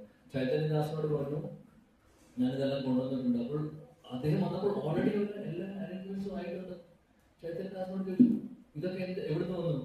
അദ്ദേഹം പറഞ്ഞു ഗുരു എന്നോട് ക്ഷമിക്കണം, അങ്ങേ കാണാതെ വന്നപ്പോൾ ഇന്നലെ രാത്രി വരെ ഞാൻ കാത്തു, അങ്ങേ കാണാതായപ്പോൾ ഞാൻ സംശയിച്ചു, എനിക്കറിയില്ലായിരുന്നു, അങ്ങ് എന്നോട് പറഞ്ഞിട്ടുണ്ടായിരുന്നു എല്ലാം നല്ല രീതിയിൽ ചെയ്യണം എന്നുള്ളത്, അതുകൊണ്ട് ഇതെല്ലാം അറേഞ്ച് ചെയ്തതാണ്, അങ്ങേ സഹായിക്കാൻ വേണ്ടി ചെയ്തതാണെന്ന് പറഞ്ഞു. പക്ഷെ ഗൗരിദാസ് ചീത്ത പറഞ്ഞു, ആര് പറഞ്ഞു എന്നോട് ചെയ്യാൻ, നിനക്ക് ഞാൻ ആദേശം തന്നിട്ടുണ്ടായിരുന്നു, ഇല്ല എന്നോട് ചീത്ത പറഞ്ഞു ഇദ്ദേഹത്തെ. ചൈതന്യദാസിനോട് പറഞ്ഞു നിന്നെ കാണണ്ട, വീട്ടിൽ നിന്ന് ഇറങ്ങിപ്പോകണം പറഞ്ഞു, നീ അറേഞ്ച് ചെയ്തിട്ടുള്ള സാധനങ്ങളും കൊണ്ടുപോകും, എനിക്ക് നിന്നെ കാണുന്നില്ല, വേണ്ട, ഇങ്ങനെ ഒരു ശിഷ്യൻ എനിക്കില്ല, പൊക്കോളാൻ പറഞ്ഞു. ഗൗരിദാസ് ഇദ്ദേഹം കാലിൽ വീണ് മാപ്പ് പറഞ്ഞു, എന്നോട് ക്ഷമിക്കണം, ഞാൻ ആക്ച്വലി അങ്ങേ സഹായിക്കാൻ വേണ്ടി ചെയ്തതാണ്, ഗുരു മനസ്സിലാക്കണം. ഇദ്ദേഹം പറഞ്ഞു എനിക്ക് കേൾക്കണ്ട, നീ പൊക്കോ, എന്റെ ഗൗരവനിതായിക്ക് നിന്റെ ഒന്നും ആവശ്യമില്ല. ഗൗരിദാസ് പറഞ്ഞതാണ്, എന്റെ ഗൗരവനിതായിക്ക് നിന്റെ ഒന്നും ആവശ്യമില്ല, ഇദ്ദേഹം നല്ലൊരു ശിഷ്യനാണ്, അതുകൊണ്ട് ഗുരു പറഞ്ഞത് അങ്ങനെയാണ് ശരി എന്ന് പറഞ്ഞ് അദ്ദേഹം പോവാണ്. ഇതെല്ലാം അറേഞ്ച്മെന്റ് ചെയ്ത് എല്ലാം കൊണ്ടുപോവാണ്. എല്ലാം കൊണ്ടുപോയി അദ്ദേഹം അവിടെയുള്ള ഗംഗാ തീരത്തിൽ ഇതെല്ലാം സെറ്റ് ചെയ്തു. സംഭവിക്കുന്നത് എന്താണെന്ന് വെച്ചാൽ, സാധനങ്ങൾ കൊണ്ടുവന്നതിന് കൂടുതൽ ഇവര് രണ്ടുപേരും ഇറങ്ങിപ്പോവാണ്. ചൈതന്യ മഹാപ്രഭു നിത്യാനന്ദ നടന്നു പോകുന്നു. ഗൗരിദാസ് പണ്ഡിറ്റ് നിങ്ങളെങ്ങോട്ട് പോകുന്നു? അപ്പോൾ ഞാൻ ചൈതന്യദാസിന്റെ കൂടെ പോവാണ്. അപ്പോൾ ഗൗരിദാസ് പറഞ്ഞു ഞാൻ ഇതെല്ലാം കൊണ്ടുവന്നിട്ടുണ്ട്, എന്റെ കൂടെ നിന്നാണ്, നിങ്ങൾ അവരുടെ കൂടെ പോകണം, ഇന്നലെ വന്നതിന്റെ കൂടെയാണോ നിങ്ങൾ പോകുന്നത്? അപ്പോൾ മഹാപ്രഭു പറഞ്ഞു, നിത്യാനന്ദ പ്രഭു പറഞ്ഞു ആക്ച്വലി അതല്ല, നല്ല കീർത്തനമൊക്കെ അറേഞ്ച് ചെയ്തിട്ടുണ്ട്, ഞങ്ങൾക്ക് അത് കേൾക്കാൻ പോകണം. ഞാൻ കീർത്തനം അറേഞ്ച് ചെയ്തിട്ടുണ്ട്, നിങ്ങൾക്ക് എന്റെ കീർത്തനം മതിയായോ? ഇവർ തമ്മിൽ അടിയായി. ചൈതന്യ മഹാപ്രഭു നിത്യാനന്ദ പറഞ്ഞു ഞങ്ങൾ എന്തായാലും പോയിരിക്കും. ഗൗരിദാസ് പറഞ്ഞു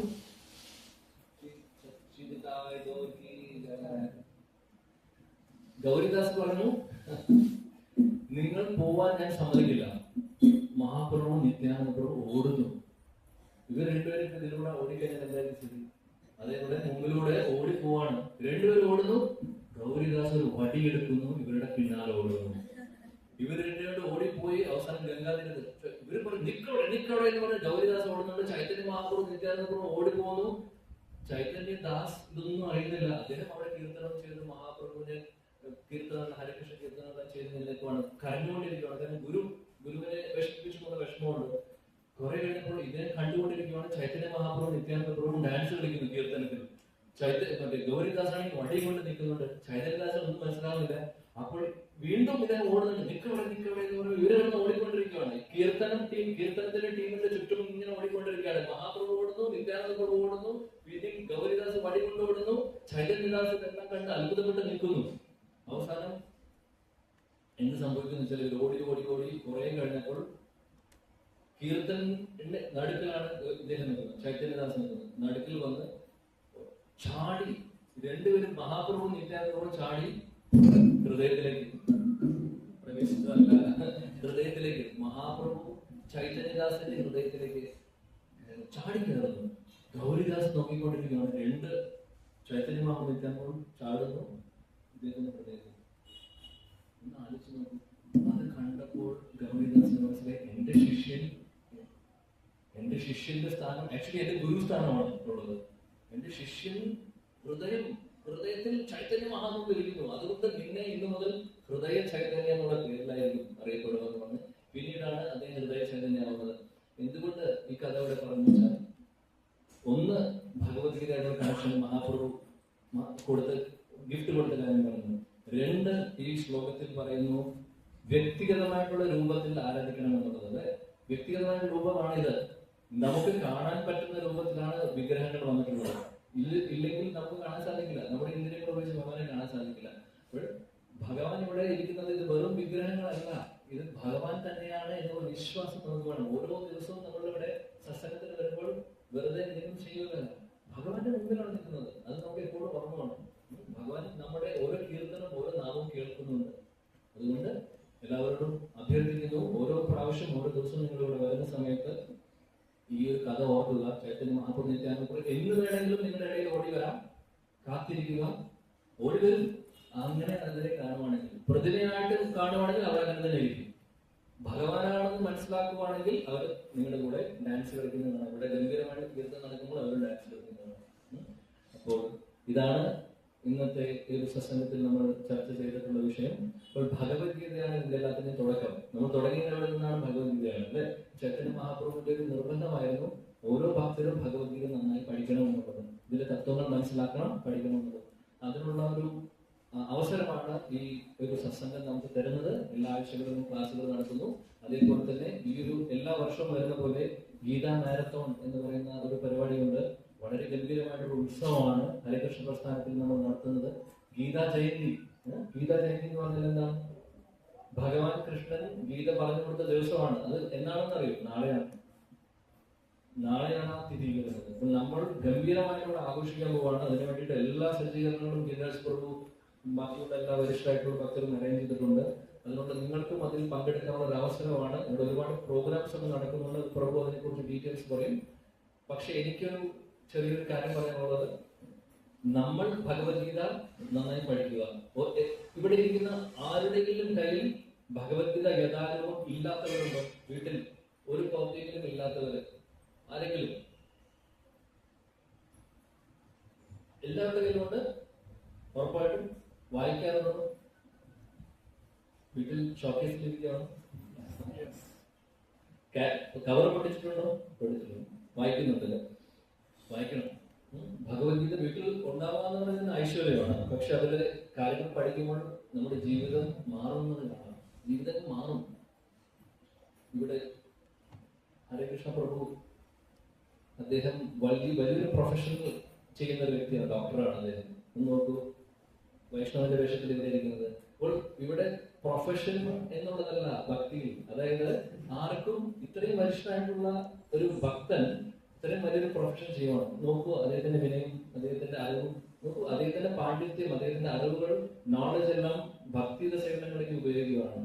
നമ്മളെല്ലാവരെയും ഭക്തി മാർഗത്തിൽ മുന്നോട്ട് കൊണ്ടുപോകാൻ വേണ്ടി ഇൻസ്പിറേഷൻ തരുവാണ് ഇങ്ങനെയുള്ളവർക്ക്.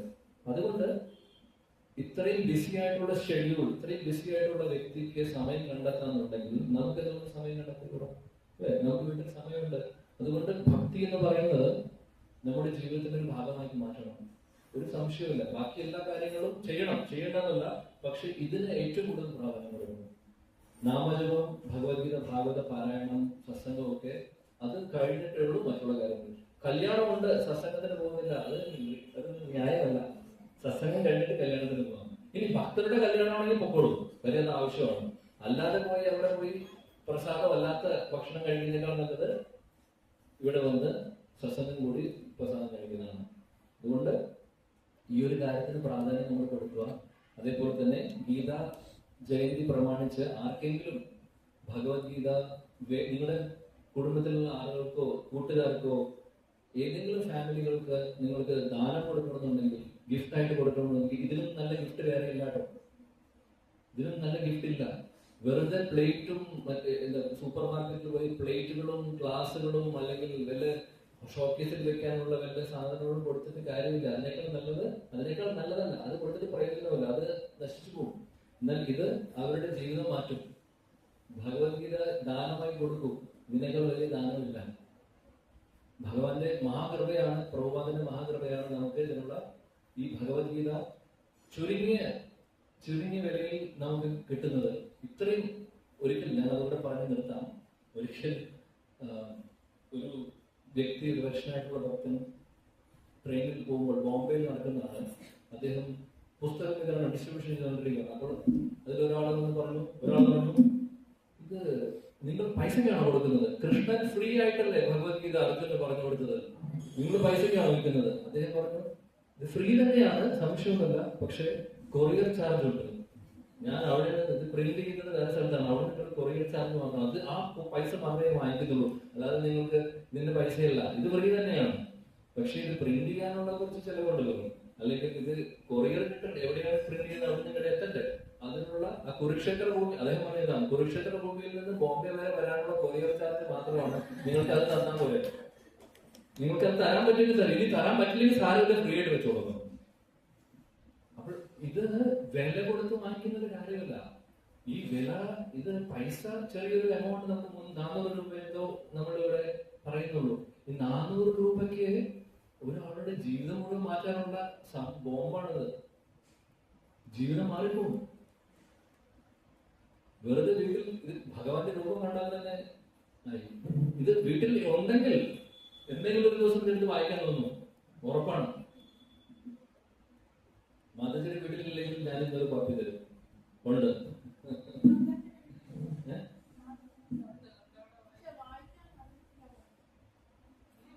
വായിക്കാൻ അറിയില്ല. നേരത്തെ ഞാൻ പറഞ്ഞില്ല, ഒരു കഥ പറഞ്ഞില്ല, വായിക്കാൻ അറിയേണ്ട ആവശ്യമില്ല. ഭഗവാൻ മാതാജിയുടെ ഇല്ല, അറിയത്തില്ല. അറിയാൻ ഇവിടെ പറഞ്ഞു തരാൻ ഒരുപാട് ആൾക്കാരുണ്ട് കേട്ടോ. ഇവിടെ ഒരുപാട് സത്സംഗങ്ങൾ നടക്കുന്നു, ഒരുപാട് ഗ്രൂപ്പുകളുണ്ട്, വായിക്കാനുള്ള വഴിയുണ്ട്. മനസ്സിലാക്കാനും വായിക്കാനൊക്കെ സാധിക്കും. അതുകൊണ്ട് വിഷമിക്കേണ്ട ആവശ്യമില്ല. അപ്പോൾ നിങ്ങൾക്ക് ഓരോരുത്തർക്കും ഈ ഗീതാദാനം മഹായജ്ഞത്തിൽ പങ്കെടുക്കാം. വലിയൊരു ദാനമാണ്. ആർക്കെങ്കിലും താല്പര്യമുണ്ടെങ്കിൽ ഗിരിരാജ് പ്രഭുവിനെ ബന്ധപ്പെടാം. അതിൽ പൈസ ഇപ്പോൾ എടുക്കാനില്ലെങ്കിലും കുഴപ്പമില്ല, പിന്നീട് നിങ്ങൾ പേര് കൊടുത്ത് പിന്നീട് കൊടുത്താലും മതി. ഒരു ഗീതയെങ്കിൽ ഒരു ഗീത കൊടുത്താൽ അത് വലിയൊരു പുണ്യമാണ്. സാധാരണ പുണ്യമല്ല, നമ്മുടെ ഭക്തിയുടെ ക്രെഡിറ്റ്. നേരത്തെ പറഞ്ഞ അക്കൗണ്ട് ഇല്ലേ ബാങ്കില്, അതായത് സ്പിരിച്വൽ ആധ്യാത്മികമായിട്ടുള്ള അക്കൗണ്ടിലാണ് ഇതിന്റെ ക്രെഡിറ്റ് പോകുന്നത്, അല്ലാതെ മറ്റുള്ള അക്കൗണ്ടിലല്ല. അതുകൊണ്ട് ധൈര്യമായിട്ട് ചെയ്യാം. ഞാൻ തുടങ്ങുന്നു ഇവിടെ. 3 കിലോ ഞാൻ സ്പോൺസർ ചെയ്യാം. ആർക്കെങ്കിലും സ്പോൺസർ ചെയ്യണമെന്ന് ആഗ്രഹമുള്ളൂ? 1, 2, 3, 5, 10 ആരെങ്കിലും ഒരെണ്ണെങ്കിലും. മതിൽ എത്ര? ജ്യോതി മന്ദാജി പ്രഭു ഒരു ഗീത. പ്രഭുവിന്റെ പേര് എങ്ങനെ? മോഹനൻ.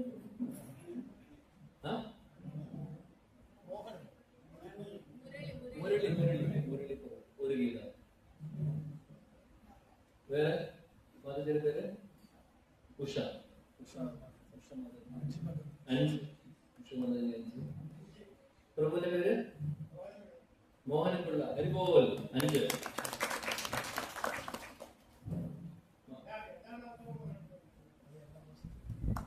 കൊടുക്കൂ മാക്സിമം. മാതാജി ശൈലജ മാതാജി 3.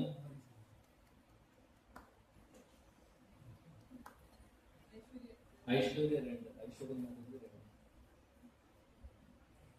ഇനി ആരെങ്കിലും? ഗീത 1.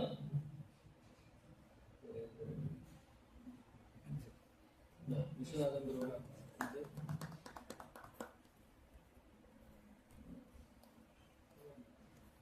ഗീത മാതാജി, ഗീത മുരളി അല്ലേ?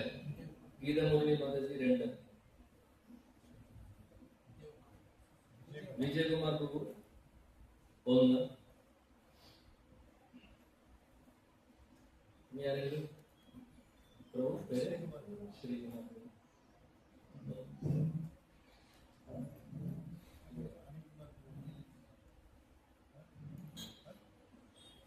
ഒരു മിനിറ്റ്.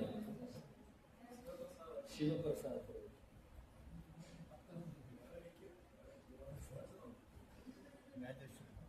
എത്രയാണ് എഴുതിയോ? മാതാജിയുടെ പേര് രാജേശ്വരി. 1.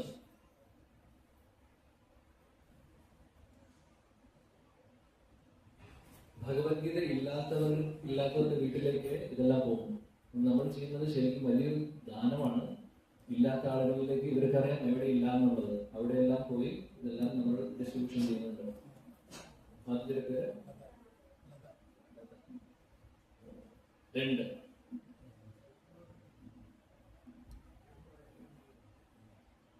ഇനി ആരെങ്കിലും ഇതാവണം മാതാജി പേര് പറയൂ.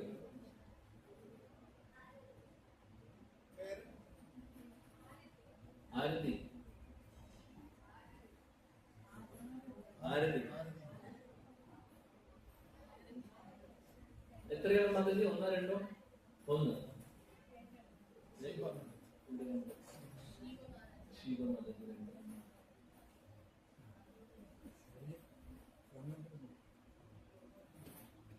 ആരെങ്കിലും അവസാനം?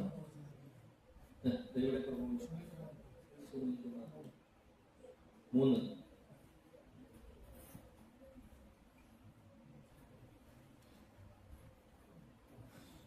ഇന്നത്തെ ദിവസം സ്പോൺസർ ചെയ്യുന്നവർക്ക് തീർച്ചയായിട്ടും ഞാൻ സ്പെഷ്യലായിട്ട് പ്രാർത്ഥിക്കും. വേറെ ഒന്നും കൊണ്ടല്ല, ഇത് നമ്മളിത് ചെയ്യുന്നത് ഇതിൽ നിന്നൊന്നും നമുക്കായിട്ട് കിട്ടുന്നില്ല. ഇതിൽ പ്രോഫിറ്റ് ഒന്നുമില്ല. ഇത് പൈസയല്ല. നമുക്ക് നമ്മൾ മഹാദാനമാണ് കൊടുക്കുന്നത്. ഭഗവാനെയാണ് കൊടുക്കുന്നത് ഒരു വീട്ടിലേക്ക്. ഇതിനും വലിയൊരു കാര്യം എന്താണ് ചെയ്യണമെന്ന് എപ്പോഴും ഇതിനും വലിയൊരു കാര്യമില്ല ചെയ്യാൻ. അതുകൊണ്ട് എല്ലാവരും പറ്റുന്ന പോലെ ചെയ്യാൻ നോക്കുക.